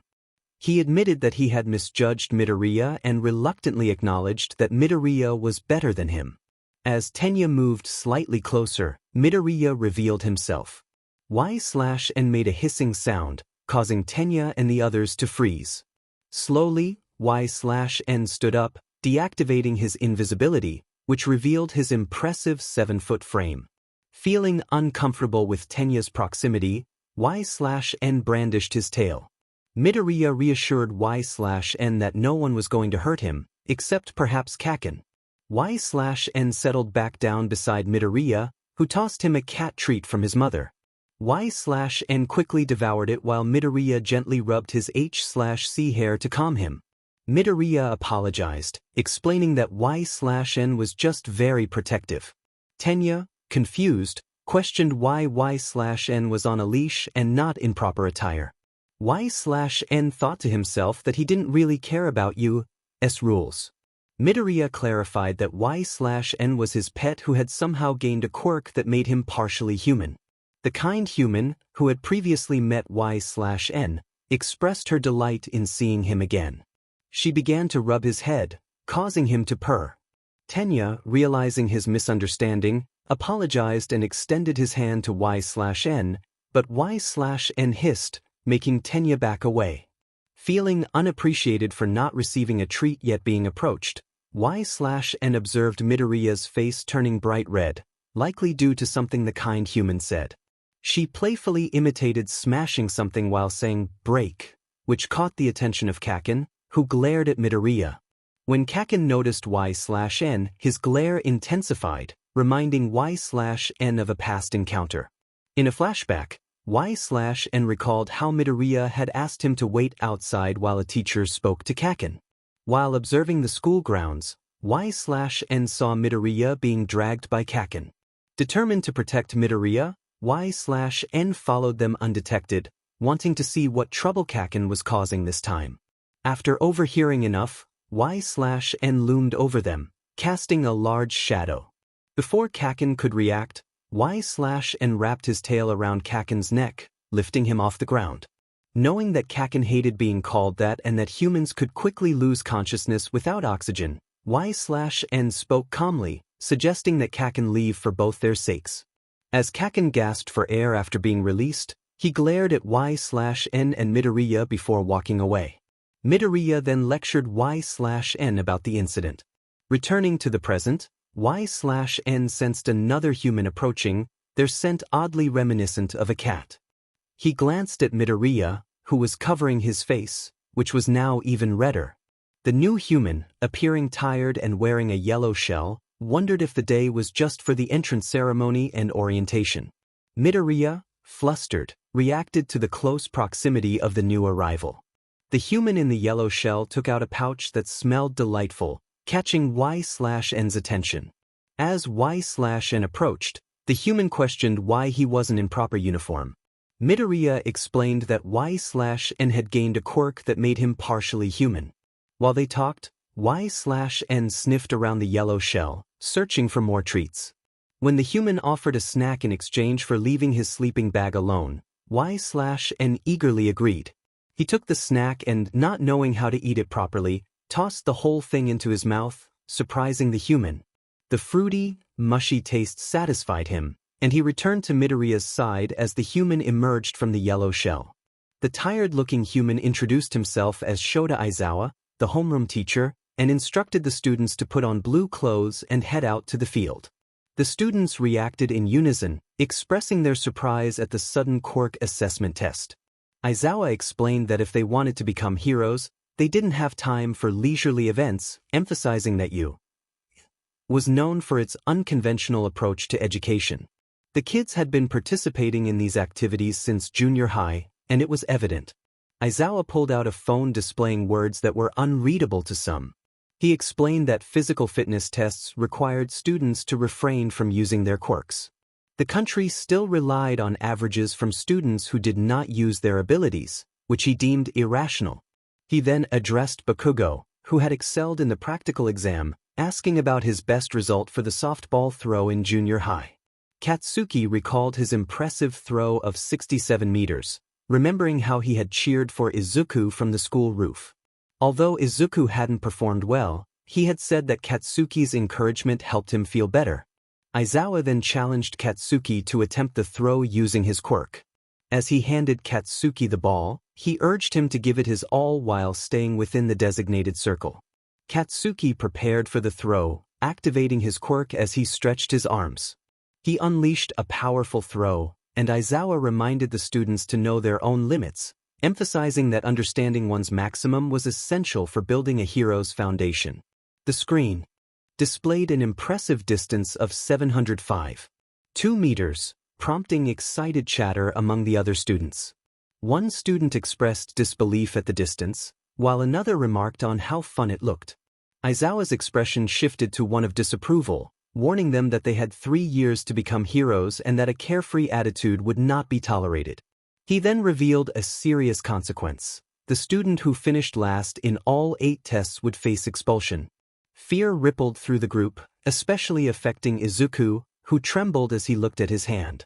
Wanting to comfort him, 𝐒𝐮 wrapped their tail around him in a supportive hug, purring softly. They reassured Izuku that as a fellow student, they would ensure he was safe from expulsion, even if they failed all the tests.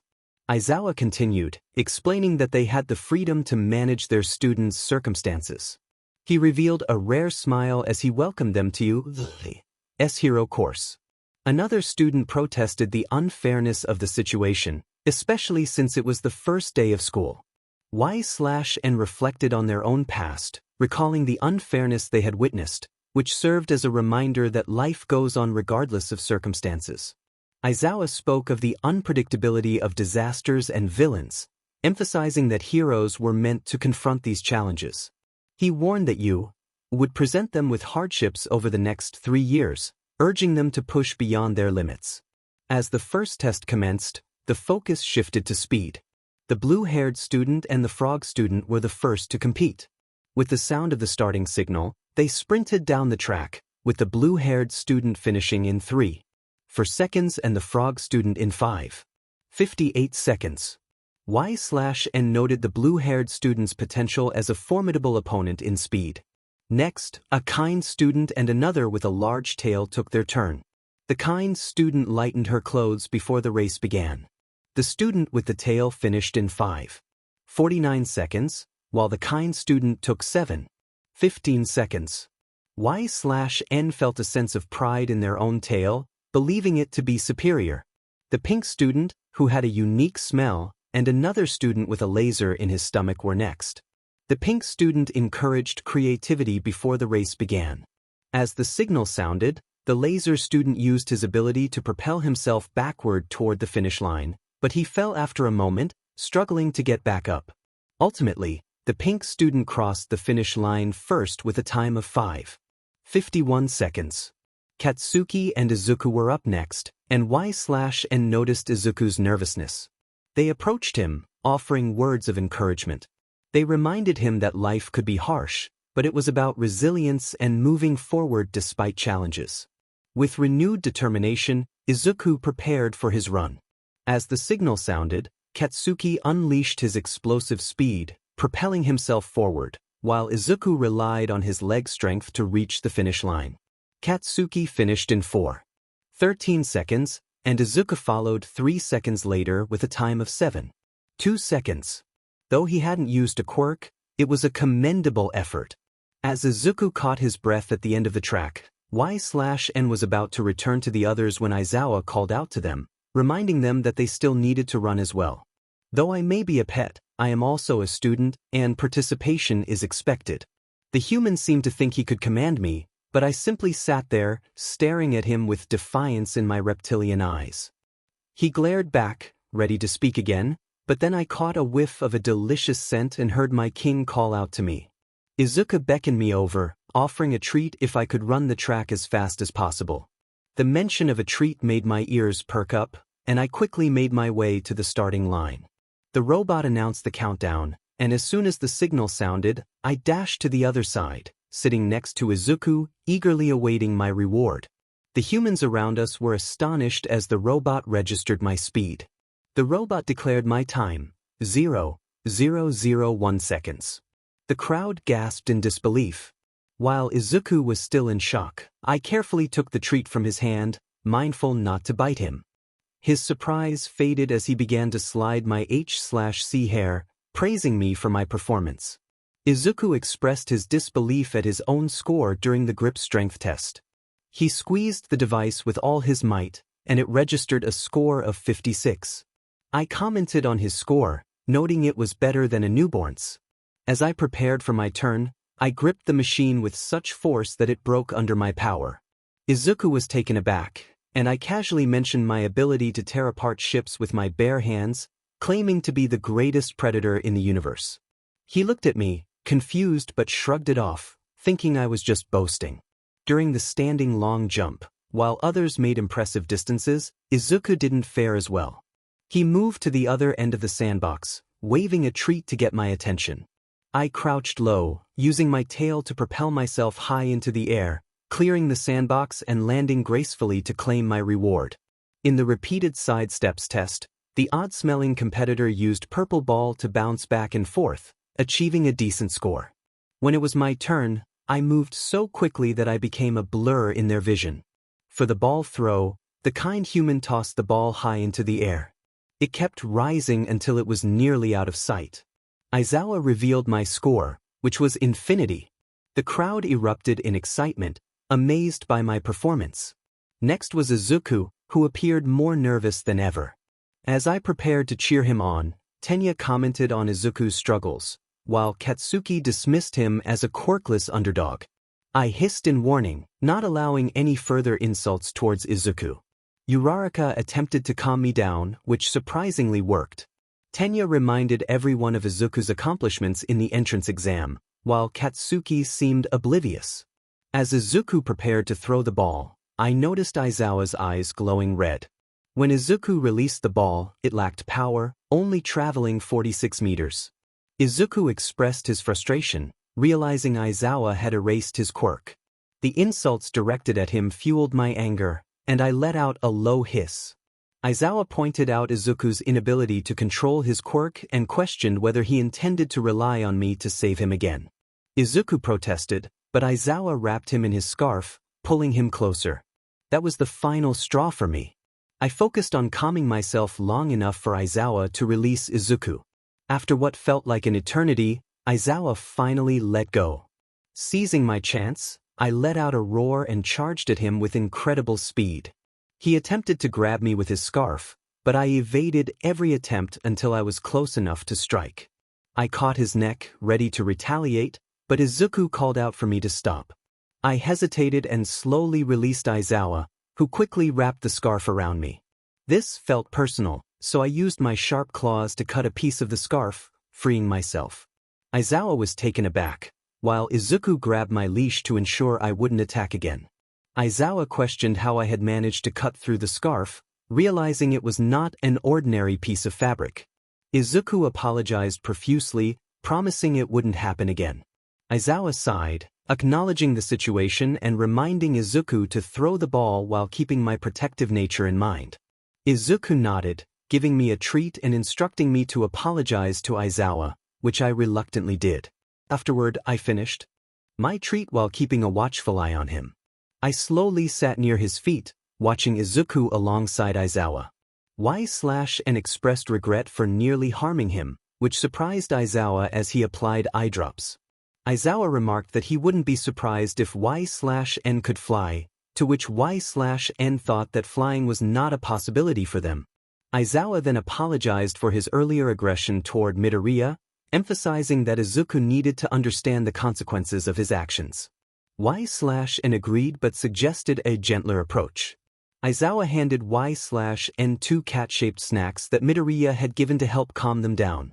𝐒/N eagerly accepted and began to enjoy the treats while 𝐒𝐬 affectionately rubbed their head, eliciting a purring sound.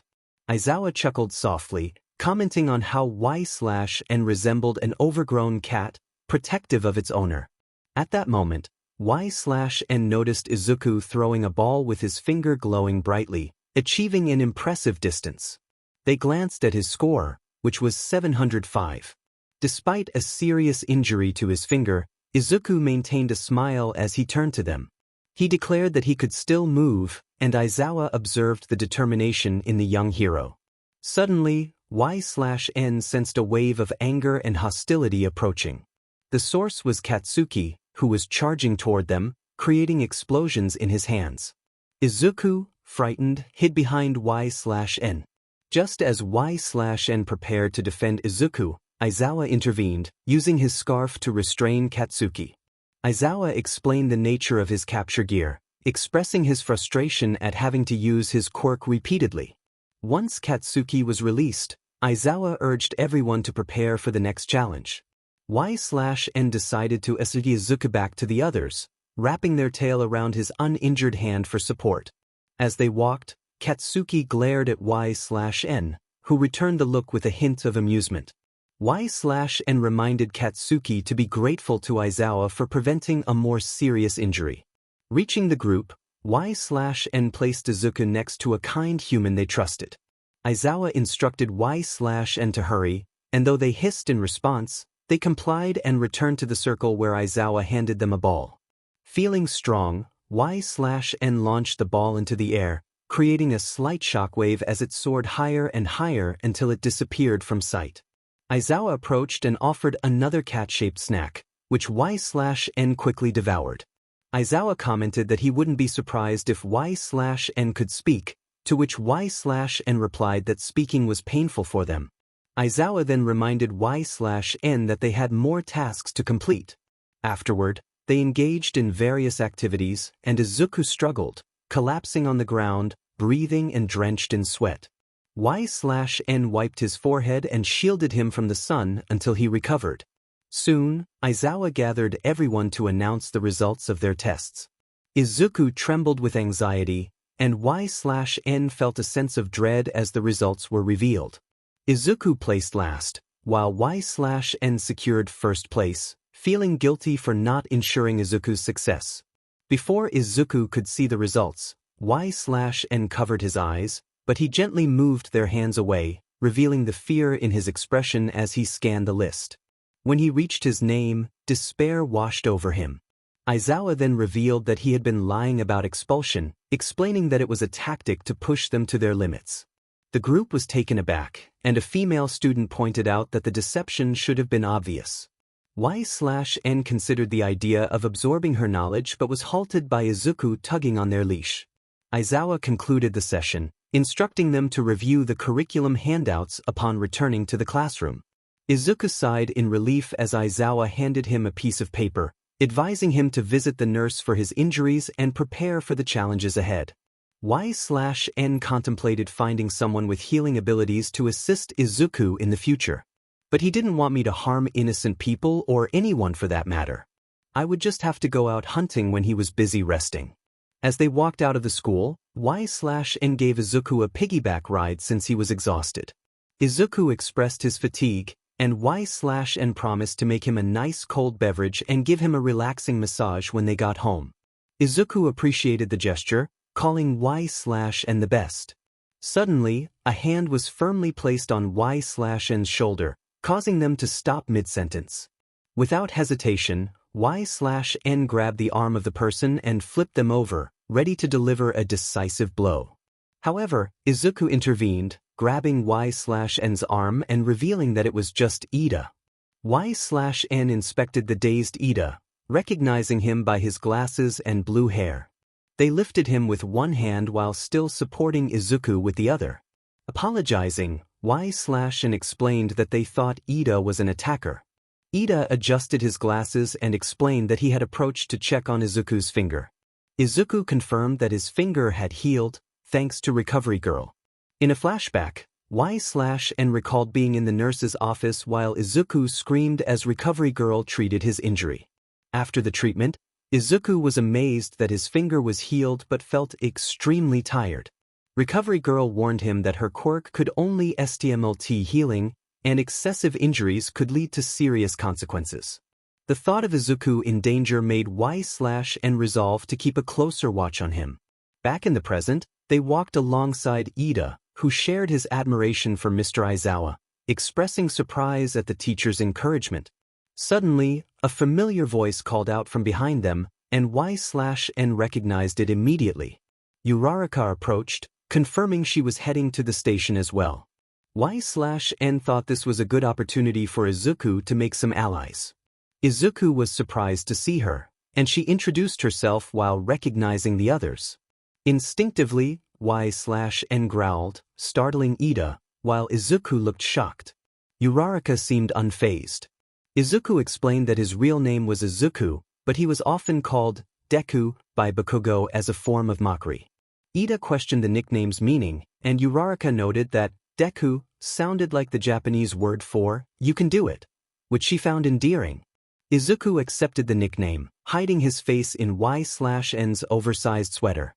𝐒𝐮 teased him about his quick acceptance, but Izuku reassured them that they could continue calling him Izuku. They continued their walk to the station, with Izuku engaging in conversation with his new allies. Eventually, they arrived home, with a still exhausted Izuku on 𝐒𝐮's back. After placing him on the couch and removing his shoes, 𝐒𝐮 went to the kitchen to prepare a refreshing drink, recalling how 𝐒𝐮𝐬 had taught them. While preparing iced tea, 𝐒𝐮 checked on Izuku, who was relaxing in his all-might pajamas. Once the iced tea was ready, 𝐒𝐮 brought it along with some snacks to Izuku. He expressed gratitude for 𝐒𝐮's efforts, curious about their motivation. 𝐒𝐮 explained that Izuku seemed more stressed than usual and wanted to help alleviate that stress. After taking a sip of the iced tea, Izuku complimented 𝐒𝐮 on its taste, noting how close it was to his mother's recipe. 𝐒𝐮 humbly stated they could never replicate perfection. Izuku seemed to want to ask something, so 𝐒𝐮 crouched down to encourage him to share. Izuku inquired about 𝐒𝐮's family. 𝐒𝐮 mentioned their mother and many siblings, both born and unborn, prompting Izuku to ask what had happened to them. A flashback of the yautja attacking 𝐒𝐮's home and the loss of their siblings surfaced in 𝐒𝐮's mind, causing them to growl and their pupils to dilate, surprising Izuku. Izuku quickly apologized, fearing he had upset 𝐒𝐮. To calm him, 𝐒𝐮 embraced him, explaining that they had just recalled a painful memory of their home being attacked. Izuku comforted 𝐒𝐮 with a hug, expressing sympathy for their loss. 𝐒𝐮 reassured Izuku that what was done, and all they could do was move forward. As 𝐒𝐮 munched on a snack, Izuku appeared deep in thought before hesitantly asking if 𝐒𝐮 wanted to leave and find their mother. 𝐒𝐮 contemplated their loyalty to their mother and queen, acknowledging the difficulty of finding her after all these years without any means to do so. Even if she had been ordered back, she felt a strong longing to stay with Izuku, her new king. She was loyal to him now, vowing not to lose him or 𝐒𝐮𝐬 like she had lost her old family. She would not abandon him even if her mother commanded it, as long as he wanted her by his side. Izuku's face radiated joy, and she could hardly contain her happiness. He embraced her and she returned the hug willingly. She set his iced tea on the small table before lying down on the couch, using her tail to grab the remote. She turned on the TV and handed him the remote while she curled up beside him like a blanket. She promised herself that she would protect Izuku no matter the cost, even if it meant sacrificing her own life to ensure his safety. When she opened her eyes, the room was cloaked in darkness, and Izuku was peacefully sleeping while holding her tail. The clock on the wall read 12 o'clock, or at least that's what she thought it said. It was time to hunt, and she whispered a silent wish for Izuku to have sweet dreams as she prepared to leave. Carefully, she slipped her tail from his surprisingly strong grip, but he began to shiver, as if he might wake up. In a hurry, she placed a pillow in his hands to keep him asleep. He turned away from her, resuming his peaceful slumber. Wasting no time, she quietly exited the house and leaped onto the rooftops, searching for any humans with powers she could acquire. After some time, she caught the scent of 2 humans nearby, accompanied by a hint of smoke from an alleyway. She perched on the roof above the alley to observe her potential targets. One human was smoking a cigarette while the other seemed to be using something she couldn't see. One of the humans asked about their orders, but the other replied that he was trying to find out, as no one was answering. The one holding a phone would be her first target. She leaped down, pinning him to the ground as she aimed to take a piece of his brain. However, his companion reacted quickly, swinging a wooden bat and striking her head. The pinned human struggled to escape, but she easily held him down. With her tail, she began to restrain the other human, who was desperately trying to free himself. The pinned human pleaded for mercy, but she silenced him with a swift bite. As his body went limp, she turned her attention to the one struggling against her tail, whose movements were slowing with each passing moment. She dropped him in front of her, observing him closely. He trembled, asking what she wanted. She simply stated that she wanted his brain. Tears filled his eyes as he dropped to his hands and knees, begging for his life. His desperation was palpable. Creatures facing death often resorted to anything to survive. She informed him that she could use information about his quirk and those he worked for. Slowly, he looked up at her, a glimmer of hope in his eyes. He revealed that he had a healing quirk, capable of transferring wounds from others to himself, while his partner had a mimic quirk, allowing him to imitate any voice he had heard.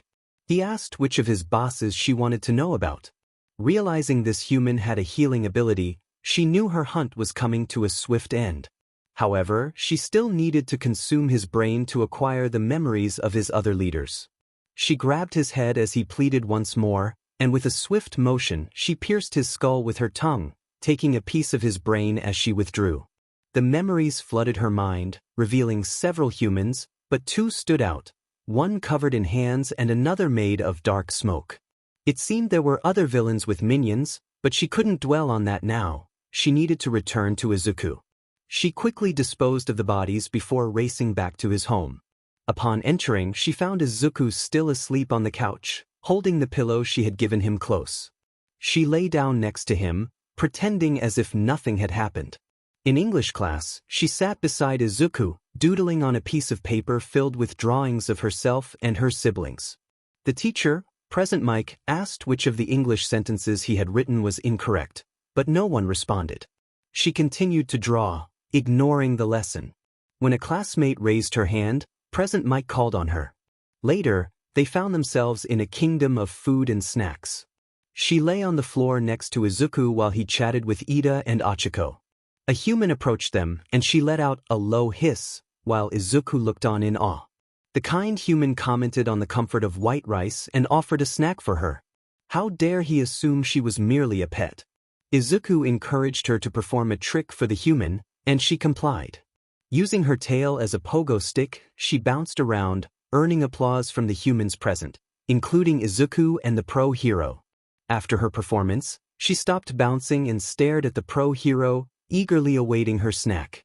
He tossed one treat into the air, which was promptly devoured once caught. The great taste almost brought a tear to the eye, but strength was maintained. They were now in the final class, Hero Basic Training. One character laid their head on Izuku's lap while he gently rubbed their messy hair. All Might entered the room with a cheerful announcement, coming through the door like a normal person. Such a typical entrance for a legendary pro hero left everyone in awe.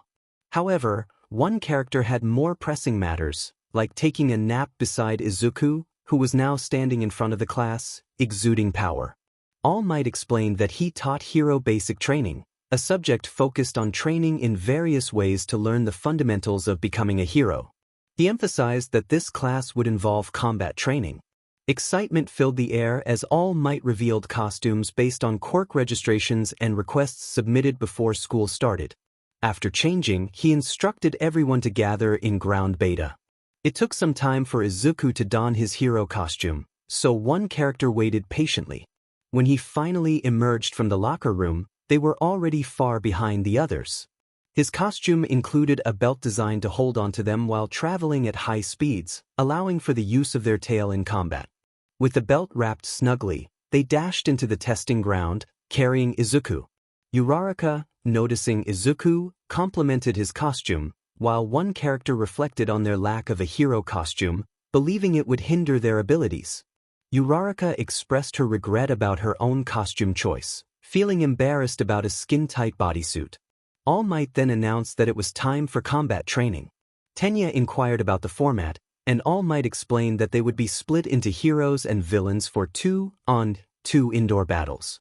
He emphasized that this was a real battle scenario, where villains often hid in the shadows, making it crucial to understand the basics of combat. As the class prepared, All Might clarified the situation. The villains had hidden a nuclear weapon in their hideout, and the heroes needed to retrieve it within a set time. Teams would be determined by drawing lots. While everyone was quickly sorted into teams, one character found themselves alone, feeling a growing agitation. Izuku reassured them that he would only be gone for a little while. All Might offered to let them battle against a team of their choosing, which brought some comfort. The first teams to fight were announced: Izuku and Uraraka versus Katsuki and Tenya. A low growl escaped as the explosion user smirked, prompting All Might to hold onto the leash of the agitated character to prevent any rash actions. As the villain team set up, All Might led one character to the observation room, securing their leash to his waist. He reminded everyone to think strategically and to keep the character distracted, as they might interfere with the battle. Minutes into the match, Izuku dodged a surprise attack, saving Uraraka in the process. The tension escalated as Katsuki prepared to launch another explosion, but Izuku seized the moment, flipping him onto his back. A smile spread across one character's face, proud of Izuku standing up to Katsuki. This was a fight they had both hoped and dreaded, and now it was finally happening. They could only hope that their king would emerge victorious. Seeing 𝐒𝐮𝐬 hurt fueled a growing rage within Izuku, making it difficult for him to maintain control. 𝐒𝐮𝐬 was tethered to All Might, who was trying to distract 𝐒𝐮𝐬 with treats while they watched the battle unfold on the screens. The tension in the air was palpable. This battle would be destructive not only for the fighters but for the building itself. It was Izuku's first fight without 𝐒𝐮𝐬 by his side. With the cameras fixed in place and no sound, All Might explained that 𝐒𝐻𝐬 was communicating with his partner through a small wireless radio. He produced a roll of tape, explaining that wrapping it around an opponent signified their capture. However, doubts lingered about the effectiveness of the tape against a determined foe. The heroes were clearly at a disadvantage, and All Might reminded 𝐒𝐮𝐬 that not every battle would be in their favor. Heroes needed to adapt and turn the tide, just as Mr. Aizawa had taught them. The mantra, plus ultra, echoed in the air, a rallying cry for determination. As the battle continued, Izuku skillfully dodged an explosion and wrapped the tape around 𝐒𝐻𝐬's leg, showcasing his growth and strategic thinking. The spectators marveled at Izuku's ability to hold his own against a fierce opponent, recalling all the years of training and study that had led to this moment. The tension escalated as Bakugo's frustration grew, and 𝐒/N felt a surge of agitation from being separated from Izuku. All Might noticed 𝐒/N's distress and crouched down to offer reassurance. He then asked if anyone would be willing to take 𝐒/N for a walk to help alleviate the anxiety. Mina Ishido volunteered, though she was hesitant. All Might explained that 𝐒/N needed to release some energy, and with a gentle nudge, Mina encouraged 𝐒/N to follow her. She tried to coax 𝐒/N towards the door, but 𝐒/N remained still, watching the screens intently. All Might, sensing Mina's struggle, suggested she ask 𝐒/N politely to move. With a little encouragement, 𝐒/N finally stood and walked alongside Mina, who introduced herself. As they ventured outside, 𝐒/N felt a mix of calm and unease without Izuku nearby. Mina commented on 𝐒/N's weight, and 𝐒/N stood tall to emphasize their size, surprising her. As they walked, 𝐒/N began to whimper, glancing back at the building where Izuku was fighting. Mina noticed and tried to comfort 𝐒/N, assuring them that Izuku was strong and capable. Just then, an explosion echoed from the building, and 𝐒/N growled softly, knowing the source of the chaos. The frustration with the explosive human grew, and 𝐒/N vowed that one day, they would confront that nuisance. But the dilemma weighed heavily on me. If I acted, whose life would be at risk? Mina urged the group to hurry back to the others. She sprinted toward the surveillance room, but we had traveled quite a distance. I quickly caught up with her, wrapping my tail around her waist as I often did with Izuku. Mina was startled, but she instinctively wrapped her arms around my neck as I picked up speed. In no time, we arrived back in the surveillance room. The atmosphere was tense as someone exclaimed about Bakugo's reckless behavior, suggesting he was going to seriously harm Izuku. I knew he wouldn't go that far. He understood the consequences of attacking my king. I glanced at Ishido, who looked dazed from the rapid movement. I gently laid her on the ground as some of the others rushed to check on her. All Might addressed Bakugo, warning him that if he continued to fight in such a destructive manner, he would be disqualified, emphasizing the foolishness of endangering the stronghold they were meant to protect. My frustration grew as I watched Bakugo launch himself at Izuku, only to veer at the last moment, using the smoke to obscure his movements. He unleashed an explosion aimed at Izuku's back, causing him visible pain.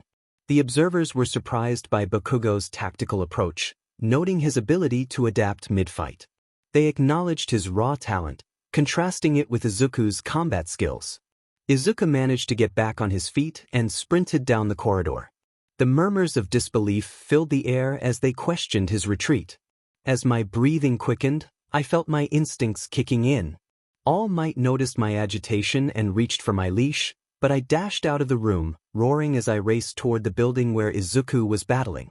Ignoring All Might's call to return, I leaped through the hole created by the blast, landing just in time to see Izuku and Bakugo charging at each other, their attacks building in intensity.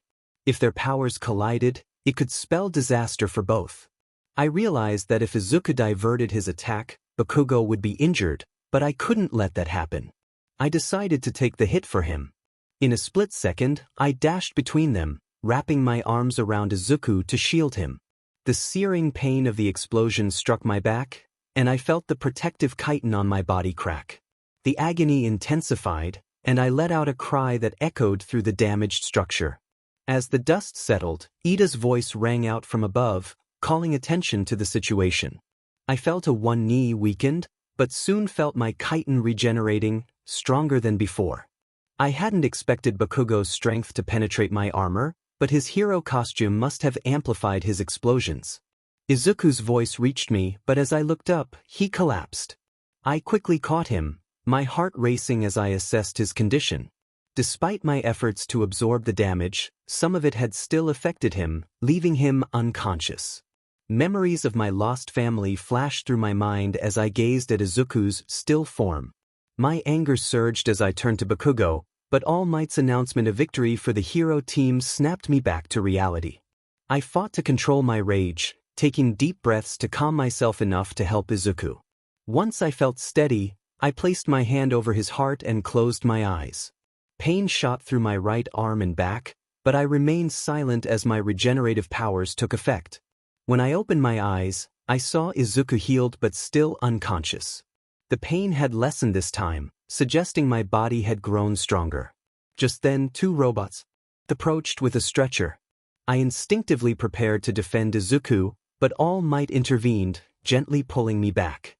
He assured me that the robots were there to take Izuku to the nurse's office. I struggled to suppress my anger as I watched them carry him away. All Might then turned his attention to Bakugo, reminding him that both winning and losing were opportunities for growth. I interrupted, expressing my longing to fight Bakugo alone. All Might looked surprised, perhaps at my insistence on a one-on-one battle or the intensity behind my words. But he quickly composed himself before speaking once more. All Might emphasized the importance of teamwork, stating that neither 𝐒𝐮𝐬 nor Bakugo could fight alone. 𝐒𝐮𝐬 expressed reluctance to partner with Bakugo, fearing that he might unintentionally hurt him. After a moment of contemplation, All Might accepted 𝐒𝐮𝐬's conditions and mentioned the need to find another building for training. Without responding, 𝐒𝐮𝐬 fixed a fiery glare on Katsuki, who was oblivious to the tension. All Might instructed 𝐒𝐮𝐬 to enter the building while Bakugo and Ida would follow 5 minutes later. As 𝐒𝐮𝐬 walked inside, they shot an apologetic smile at Ida, aware of the plan ahead. Before leaving, 𝐒𝐮𝐬 grabbed a paper detailing the building layout, noting that the weapon was located on the 3rd floor, accessible by only 2 entrances. The building's design was peculiar, featuring numerous hallways and some unfinished areas littered with debris. After ascending a flight of stairs, 𝐒𝐮𝐬 reached the floor where the weapon was kept. It didn't take long to locate the room, which also had vents that could be used strategically. With a plan forming in 𝐒𝐮𝐬's mind, they set to work. The first step involved moving debris and leftover materials to block various hallways, intending to slow down and potentially split up the incoming team. Next, 𝐒𝐮𝐬 splashed small amounts of acid on the roof and floor, weakening them to create hazards for anyone who entered. With the preparations complete, All Might announced that the hero team could now enter.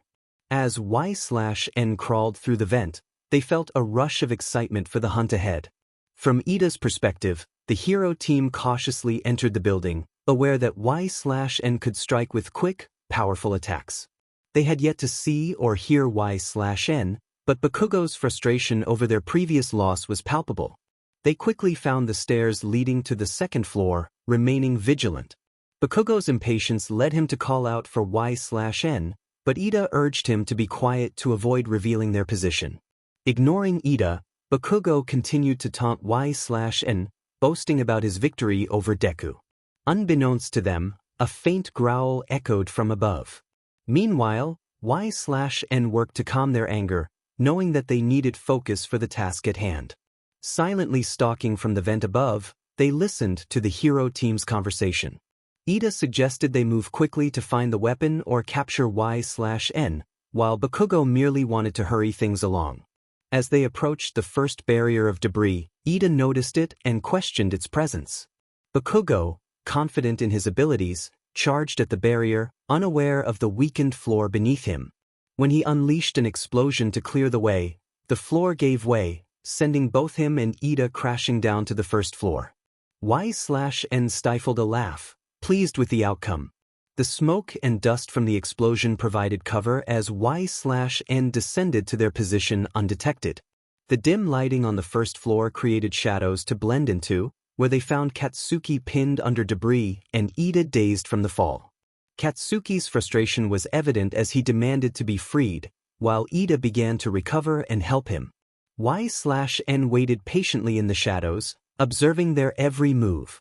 Once Katsuki was free, he attempted to stretch but winced in pain, prompting Ida to ask if he needed medical attention.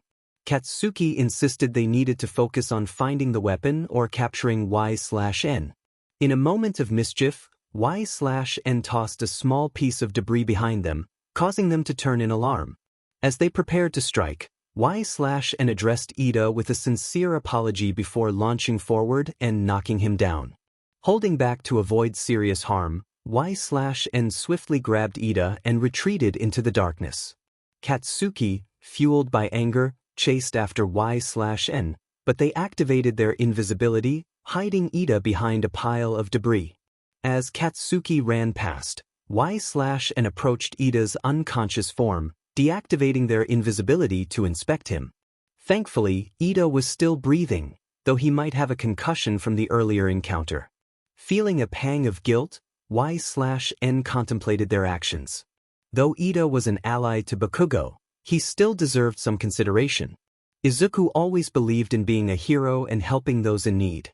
When he sensed someone in trouble, he felt compelled to act.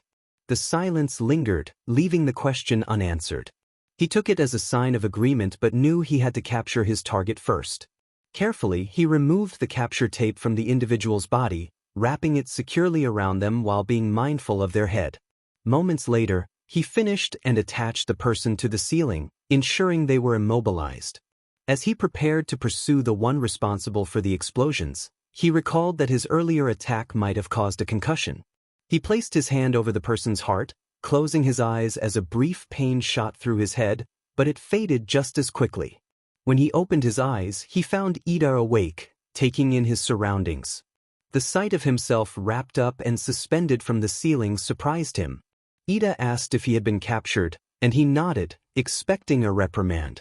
Instead, Ida praised his skills, acknowledging how well he utilized the environment. Although taken aback by the compliment from his foe, he accepted it graciously. As a gesture of goodwill, he reached into his pocket and retrieved a bag of treats he had taken from All Might, offering one to Ida while enjoying a few himself. Ida savored the snack and remarked on its taste. He placed Ida's helmet back on and climbed through the hole they had fallen through, continuing his search for Katsuki. As he walked through the hallways, he followed the distinct scent that reminded him of his younger self, arrogant, proud, and instinctively combative. He recalled how his siblings would have enjoyed breaking Katsuki's spirit. The scent grew stronger, and he soon heard an explosion followed by Katsuki's voice calling out in frustration. Katsuki needed to learn the difference between charging in recklessly and moving stealthily. He found another vent, leaping onto the ceiling to remove the cover before slipping inside. He navigated the ventilation system quickly, heading toward the source of Katsuki's scent. Positioned above him, he listened as Katsuki vented his frustration, demanding to know where he had gone. If he fought with the same intensity he had shown when Izuku's life was at stake, he would be swiftly defeated. He decided it was time to demonstrate that. With a sudden crash, he broke through the vent cover, landing silently behind Katsuki. The noise startled him, prompting an immediate explosion aimed in his direction. Impressed by Katsuki's quick reflexes, he dodged the blast, maintaining a calm demeanor that seemed to irritate Katsuki even more. Katsuki charged at him, propelled by his explosions. Anticipating his move from their previous encounter, he caught Katsuki's arm and slammed him against the wall, knocking the air from his lungs. He settled down to wait for Katsuki to recover, his thoughts drifting to Izuku and whether he would be pleased or disappointed after this fight. Katsuki, gasping for breath, cursed at him, but he remained unfazed. As Katsuki regained his strength, he unleashed another explosion, only to find his opponent seemingly unaffected by the blast. With a firm grip, he seized Katsuki's arm again, slamming him into the opposite wall with more force, leaving him gasping once more. He pondered the birthdays of his past, wondering whose it would be if his family were still alive. His thoughts were interrupted as Katsuki attempted to retaliate, only managing to crack the chitin on his shoulder. With a swift motion, he slammed Katsuki to the ground, echoing his earlier words with a triumphant smile. A coughing fit followed, but seeing Katsuki's rage was worth it. The fire in Katsuki's eyes reminded him of a lesson from his mother about the dangers of unchecked anger. Katsuki vowed to kill him, but he continued to evade and counterattack. This back and forth persisted until he wrapped his tail around Katsuki, slamming him repeatedly against the floor and walls. Just as he was about to continue, All Might's voice cut through the chaos, instructing him to stop. Reluctantly, he complied but not before throwing Katsuki into a wall, rendering him unconscious. All Might admonished him, questioning what Izuku would think of his actions. He replied that he was fortunate he hadn't gone further, as he left no trace of his enemies in combat. With that, he removed the earpiece and made his way to find Izuku. Meanwhile, on the first floor, Ida remained suspended from the ceiling, slowly spinning in circles and calling out for help, still waiting for someone to rescue him. As he followed Izuku's scent, he was determined to locate him and ensure his safety. Most of the humans that passed by either ignored the presence or looked at it oddly, while some attempted to engage. However, each time, the focus remained on finding and protecting Izuku. Perhaps the training had gone too far, but as the supposed villain, those actions felt justified. After a brief internal debate, the figure arrived at the room where the king was resting. A familiar scent wafted from within, reminiscent of sweet treats. With a gentle push, the door opened, and the figure scanned the area upon entering. Recovery Girl greeted the figure warmly, asking how it had been. The figure closed the door and turned to the left, spotting the elderly woman. In response to her inquiry, a small hiss escaped, and the figure moved closer to Izuku. He appeared to be all right, with no visible injuries, suggesting that the healing ability had worked. The figure curled up beside him, feeling comforted as he unconsciously grasped its tail. It was a serene moment, surrounded by two of the most cherished humans. Recovery Girl noted that the figure was there to be with Midoriya and reassured that his condition was stable. He was merely asleep. She then stood up, heading toward the door, but not before leaving some snacks on the table. She mentioned returning soon and left the room. The figure's gaze shifted to the treats on the desk. They were round and brown, dotted with dark spots, and smelled delightful. Not wanting to leave the bed, it reached over and managed to grab two of the enticing snacks. One was for Izuku, and the other for itself. After enjoying one, the figure held onto the other, waiting for Izuku to awaken. The only sound in the room was Izuku's soft snores. The figure pondered what to do next. Sleeping might leave Izuku vulnerable, and exploring the room could disturb him. So, it decided to remain vigilant for any potential threats. Just then, Recovery Girl returned, apologizing for the delay and inquiring if Midoriya had woken up. The figure shook its head, indicating that Izuku was still asleep. She noticed two treats missing from her desk and asked how the cookies were. The figure responded with a happy hiss, returning to its watchful stance. A familiar scent then filled the air, signaling All Might's approach. The door opened to reveal him in his smaller form. The figure acknowledged him with a nod. All Might turned to Recovery Girl, who was now seated. She expressed concern about the frequency of Izuku's visits, questioning why All Might hadn't stopped him. All Might apologized, explaining that he hesitated to intervene during the training match to consider Izuku's feelings. Recovery Girl pointed out that while she understood his fondness for Izuku, it didn't mean he should spoil him. The figure silently agreed, believing that Izuku deserved to be spoiled, especially after enduring challenges. All Might conceded, acknowledging the truth in her words. The conversation shifted to the importance of guiding those with power. Recovery Girl emphasized the need for All Might to learn how to mentor effectively, recalling her own mother's guidance during battles. All Might agreed, recognizing the wisdom in her words. The figure sat on the bed, gently playing with Izuku's soft, curly hair. It noticed him stir and open his eyes, surprised to see the time. Recovery Girl confirmed he was awake, and he looked up to see the figure watching over him. Izuku expressed relief at feeling better, questioning Recovery Girl's role in his recovery. The figure clarified that it had healed him, though he had still lost consciousness. A look of realization crossed Izuku's face, followed by a stern expression directed at the figure. He asked if it had disobeyed his orders. The figure apologized, explaining that sacrifices were sometimes necessary for his safety, assuring him that no innocents had been harmed. Izuku's concern grew, and Recovery Girl interjected, noting that they were both late for class. Izuku suggested they discuss the matter at home but emphasized the need to get to class first. The figure nodded, feeling disappointed for having disobeyed his order once again, but vowed that it would be the last time it would do so. I carried him on my back as I ran back to Class 1A. It didn't take long for us to reach the classroom, and as I set Izuku down, he grabbed my leash and opened the door. The moment we entered, a voice called out, announcing our arrival. The other students began to close in on us, prompting me to stand protectively in front of Izuku and hiss softly. This made them pause, but Izuku gently tugged on my leash, signaling me to sit back down. Their fear dissipated, but they kept a respectful distance, which I appreciated. One student complimented Izuku on his performance during the match, expressing excitement about his energy. I noticed the pink-haired girl next to Izuku but chose to remain calm, trusting her a little. Another student remarked on how impressive it was that Izuku had fought evenly with Bakugo, who had ranked first in the entrance exam. The pink girl, Mina, praised Izuku again for his dodging skills, and I found myself warming up to her more than the others.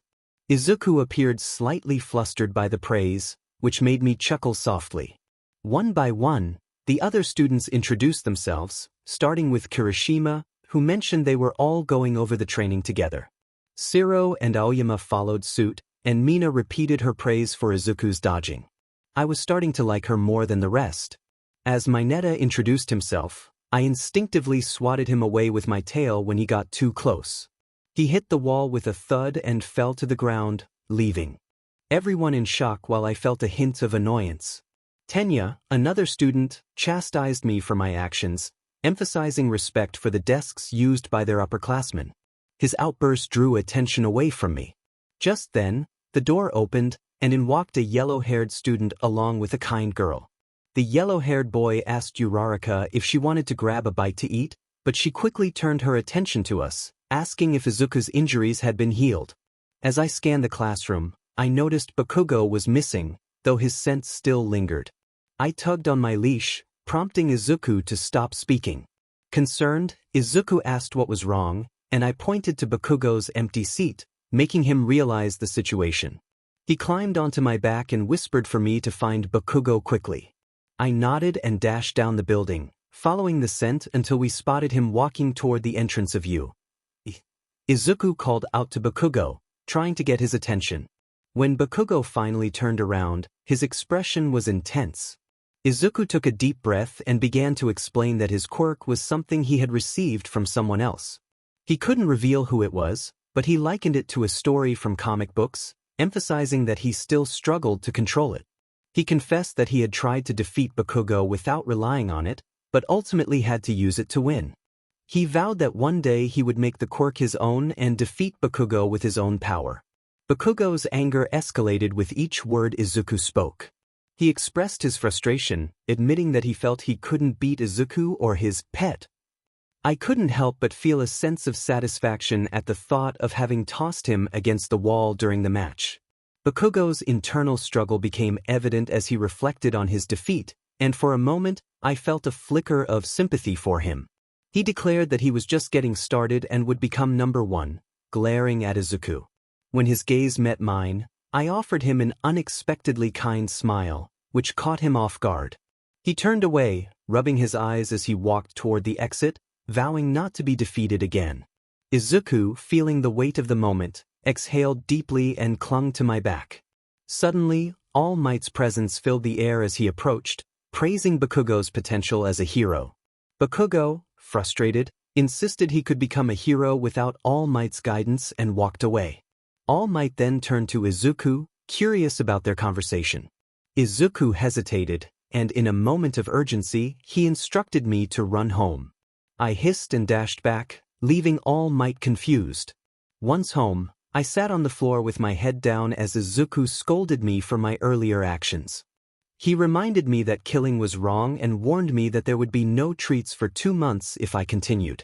Shocked, I looked up at him, and he softened for a moment before adopting a stern expression again. In response, I unleashed my most powerful weapon, puppy eyes. His resolve weakened as he gazed into my eyes, and he warned me to stop or I wouldn't be allowed to sleep in his bed anymore. With tears welling in my eyes, I pushed my luck, and he finally hugged me, apologizing for being harsh. The use of puppy eyes felt slightly manipulative, but the threat to my treats and snuggles was too much to ignore. As Y/N walked to school with Izuku on their back, he enthusiastically shared stories about his favorite heroes. The walk was pleasant and uneventful until they reached the entrance of U. A crowd of people with cameras loomed outside, and one woman stepped forward. The sheer size of the crowd put 𝐒/N on edge, and when they noticed the two of them, instinct kicked in. Izuku reminded 𝐒/N to stay calm and walk past the crowd without confrontation. With a nod, 𝐒/N felt Izuku's reassuring hand on their head. Just as they were about to pass through the gate, the woman blocked their path. She moved a microphone in front of 𝐒/N, prompting a low growl in response. The woman asked about All Might's classes, and as the crowd began to close in, 𝐒/N released a small burst of acid above them, causing the onlookers to retreat in surprise. Continuing into the building, Izuku advised 𝐒/N to be careful not to hit anyone with the acid. 𝐒/N noticed a blue-haired boy staring intently, reminiscent of another individual covered in hands. In the classroom, Aizawa began speaking while 𝐒/N lounged by Izuku's feet, idly playing with his shoelaces.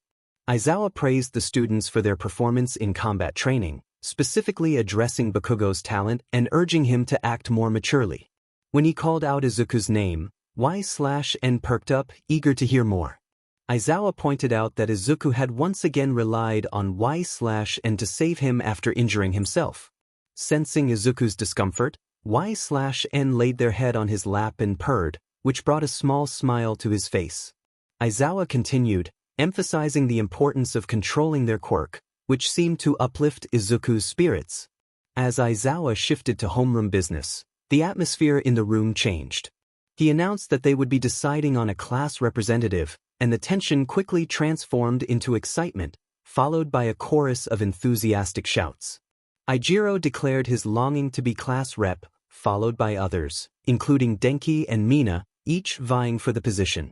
The noise escalated, prompting 𝐒/N to growl in frustration, causing Izuku's leg to tremble slightly. Thankfully, Iida intervened, calling for silence. Iida explained that the role of class representative required serious responsibility and trust. He suggested holding an election to determine the leader, which puzzled 𝐒/N. They thought about how their own mother had become queen of their hive without such a process. Denki questioned the need for an election, while Tsuyu pointed out that they hadn't known each other long enough to establish trust. 𝐒/N reflected on their many siblings, realizing that despite not knowing all of them, they had fought together for their hive, building a bond of trust. 𝐒𝐬𝐬 raised a concern about everyone voting for themselves, but Iida argued that those who received multiple votes would be the most suitable candidates. Aizawa, lounging comfortably, simply stated that he didn't care as long as they reached a decision before homeroom ended. After the voting concluded, the results revealed that Izuku had won by 4 votes. 𝐒/N celebrated his victory with a small dance, thrilled for their friend's achievement in becoming the leader among the humans. "My king is the best king, and the only king to rule over these creatures." A few of the female humans giggled, but the dancer was too engrossed in the rhythm to notice. Mina found it adorable, while Achiko urged her to be quiet and asked for a video of the performance at the end of class. Mina agreed. The second human to receive the most votes was a girl named Momo Yaoyorozu. Izuku was surprised to learn he had received 4 votes. The excitement was interrupted when Katsuki, with a fierce glare, accused Izuku of manipulating the votes. The tension escalated as Hanta suggested that voting for Katsuki would have been worse. Iida seemed to be having a crisis, but the dancer returned to their movements as Aizawa emerged from his yellow shell. Izuku and Momo stepped forward to stand before the humans. Aizawa announced that Midoriya would be the class representative and Yaoyorozu would serve as the deputy. Izuku was taken aback, while Momo expressed her annoyance. Tsuyu suggested it might not be so bad, and 𝐒𝐬𝐬 noted that Izuku had a lot of energy. The dancer thought about Izuku's ambitions, imagining him conquering not just the class, but the school, the town, the city, and eventually the world. In the cafeteria, the dancer devoured the plate Izuku had prepared while the others ate more slowly. Achiko praised the rice, and Izuku expressed his doubts about being qualified for the role of class rep. The dancer encouraged him, sharing a story about their mother, who had faced fierce challenges to become queen. Izuku was shocked but intrigued by the mention of a loving mother behind a powerful figure.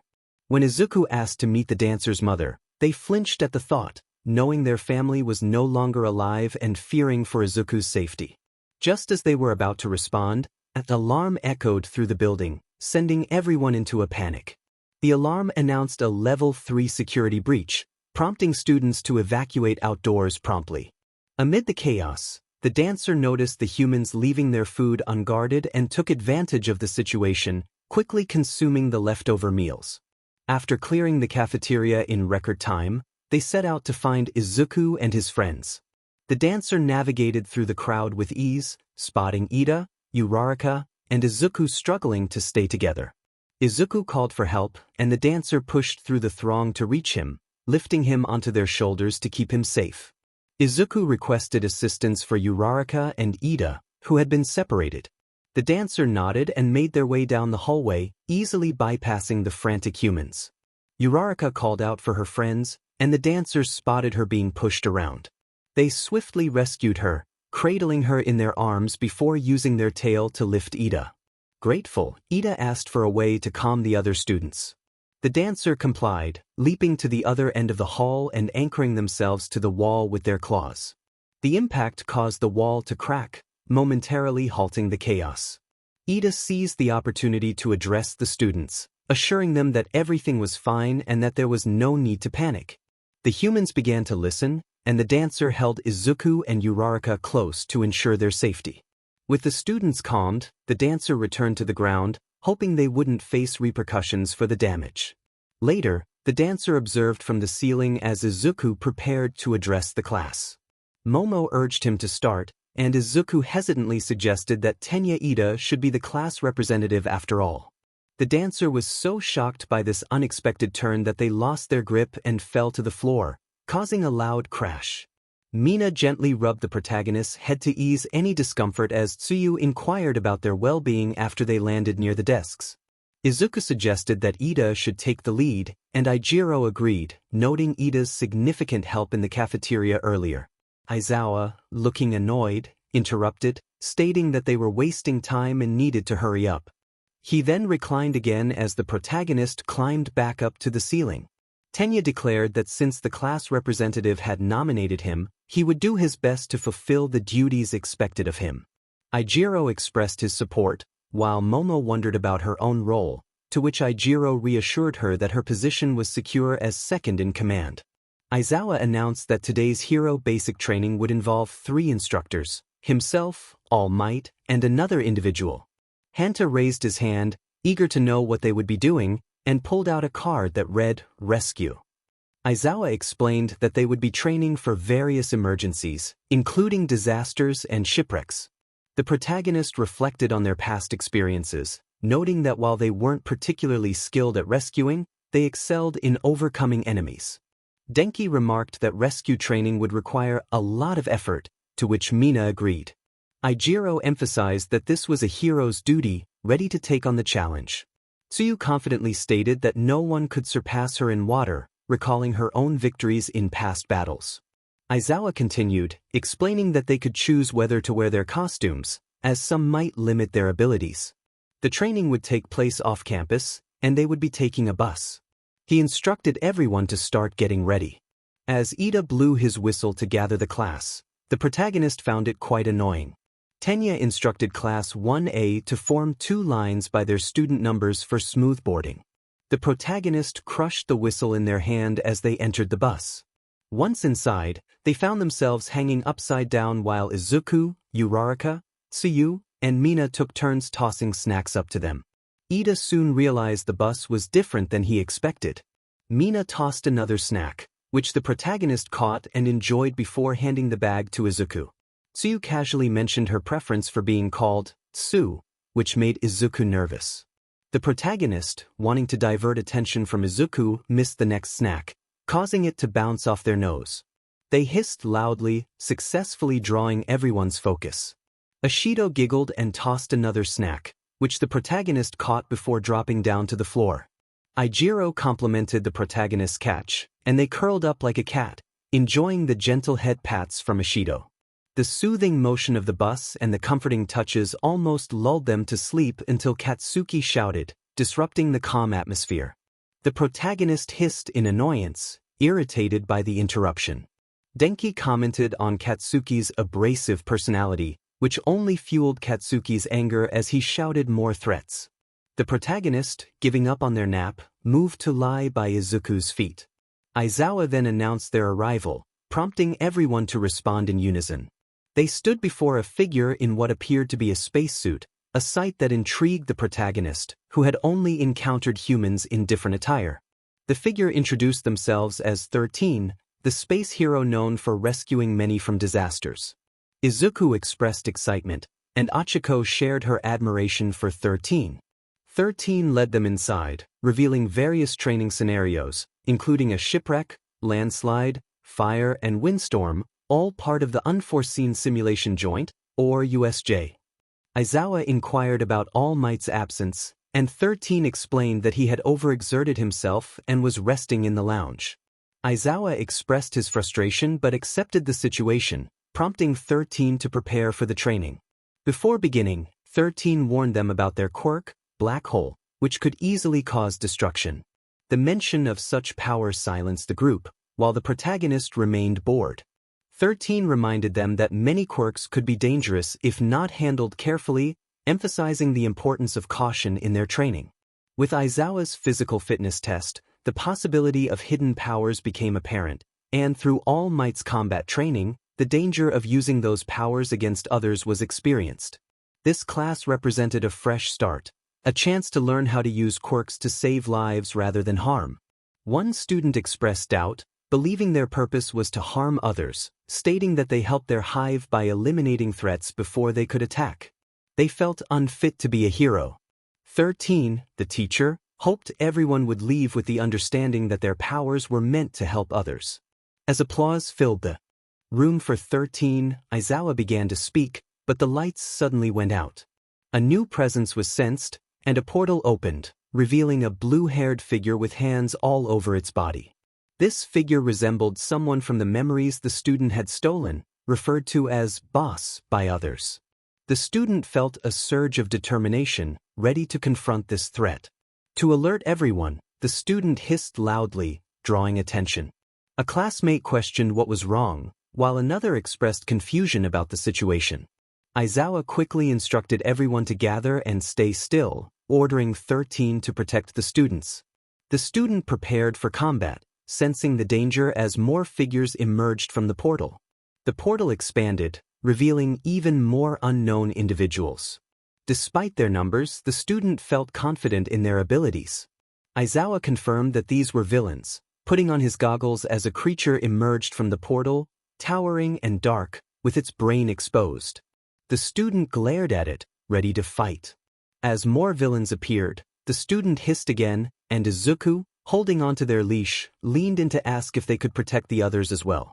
The student found this a challenging request but nodded in agreement, determined to follow Izuku's command. 𝐼𝐬𝐬 noted that the recent trespassing was the work of these villains. As the villains approached, the student remained focused on the most threatening figures. Classmates expressed disbelief that villains could infiltrate a hero school, while others speculated about the effectiveness of the school's security measures. 13 confirmed the presence of censors but acknowledged their limitations. Shoto pointed out that the villains must have someone with a quirk capable of bypassing the censors, indicating that this attack was well planned. 𝐼𝐬𝐬 ordered 13 to start evacuating the students and instructed Kaminari to contact the school. Izuku expressed concern for 𝐼𝐬𝐬, questioning if he would fight alone against such overwhelming odds. The student offered to fight alongside 𝐼𝐬𝐬, but he insisted that they stay back to protect the others. 𝐼𝐬𝐬 leaped into action, showcasing impressive combat skills as he engaged the villains. As the students began to flee, Izuku marveled at 𝐼𝐬𝐬's fighting ability, prompting the student to tug on their leash to move. Ida urged everyone to take shelter, and Izuku encouraged the student to follow him. The student wrapped their tail around Izuku and sprinted to catch up with the others, contemplating the possibility of eliminating the threats. The question of whether they could kill the villains caused Izuku to tense up. After a moment of thought, he granted permission to eliminate any threats that tried to harm their classmates. With newfound determination, the student picked up speed to stay with the group. Suddenly, a portal opened in front of them, halting their progress. the dark misty figure emerged, prompting the student to lower Izuku to prepare for battle.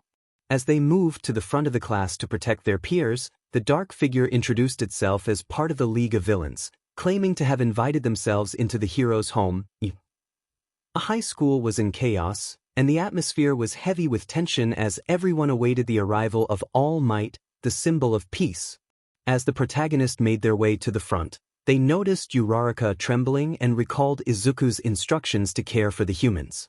They pondered how to calm her, thinking that hugs, head pats, and treats might work together to provide comfort. After all, who wouldn't appreciate a snack while being hugged and petted? Approaching 𝐼𝐼𝐼𝐿, the protagonist gently patted her head and offered her a treat from their pocket. She stopped shaking and leaned into the touch, managing a small smile, though a hint of fear lingered in her eyes. To reassure her, the protagonist wrapped her in a gentle hug before moving on. A voice broke through the tension, questioning the absence of All Might and hinting at a troubling situation. The enemy had breached their defenses and gained intelligence on them, leaving them vulnerable. Another voice chimed in, but the protagonists soon found themselves in clear view of the enemy, who scrutinized their appearance, particularly the collar and leash. The enemy remarked on the uniqueness of the protagonist, suggesting that their own pet would enjoy a new friend. In response, the protagonist growled as the enemy's mist began to envelop the area. 13 was about to activate her quirk when Katsuki and Kirishima launched an attack, creating a smokescreen that obscured their vision. 𝐒𝐬𝐬 challenged the villain, but the smoke cleared to reveal the enemy unfazed by the explosion. The villain ominously declared that even students were valuable targets. 13 urged her classmates to move away, warning them of the enemy's intent to scatter and torment them. As the mist spread rapidly, the protagonist quickly picked up 2 humans and leaped out of the fog, landing beside Ida and placing Ishido and 𝐼𝐼𝐼𝐿 safely on the ground. To calm their fears, the protagonist embraced them warmly and used their tail to gently pat their heads. The gesture seemed effective, as the fear in their eyes diminished, and they even chuckled at the comforting yet silly expression the protagonist wore. Turning back to search for Izuku, the protagonist was met with a dome of darkness that obscured their senses. Panic surged within them as they realized Izuku's scent had vanished. However, they soon detected his presence near the water, along with Tsu and a small human. They resolved to ensure the safety of those around them before seeking out their king. As the dome dissipated, the protagonist spotted the enemy, who had transformed, growing additional limbs and eyes. Tenya and 𝐒𝐿𝐬 confirmed that everyone was scattered but still within the building. 13 entrusted Tenya with a crucial task, to run to the school and alert them to the situation, as the alarm system was malfunctioning. The dark mist villain reshaped himself, and the protagonist scanned for weaknesses but found none. They realized they would need to strike at the metal encircling the enemy's neck. Tenya expressed concern about leaving others behind, but the protagonist knew that seeking reinforcements was essential to avoid further casualties. Rikido suggested using the emergency exit to trigger the alarms outside, while Hanta encouraged them to escape and blow away the fog. 13 urged everyone to use their quirks to help save others. Achiko offered her support, reminiscent of their teamwork in the cafeteria, and Tenya steeled himself for action. The villain launched the first strike, sending mist toward them. 13 explained their strategy, asserting that it didn't matter if they were discovered.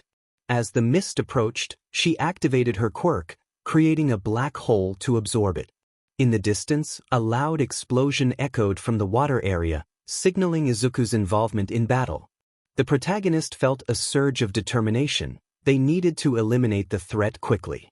Suddenly, they turned back to see 13 fall, injured. Rikido urged Ida to run, and as Ida sprinted past the villain, the enemy opened a portal to intercept him. The protagonist knew they couldn't tend to the wounded just yet. Their priority was to neutralize the threat. They dropped to all fours and charged after the villain, who was now pursuing Ida. His mist began to loom over him just as he got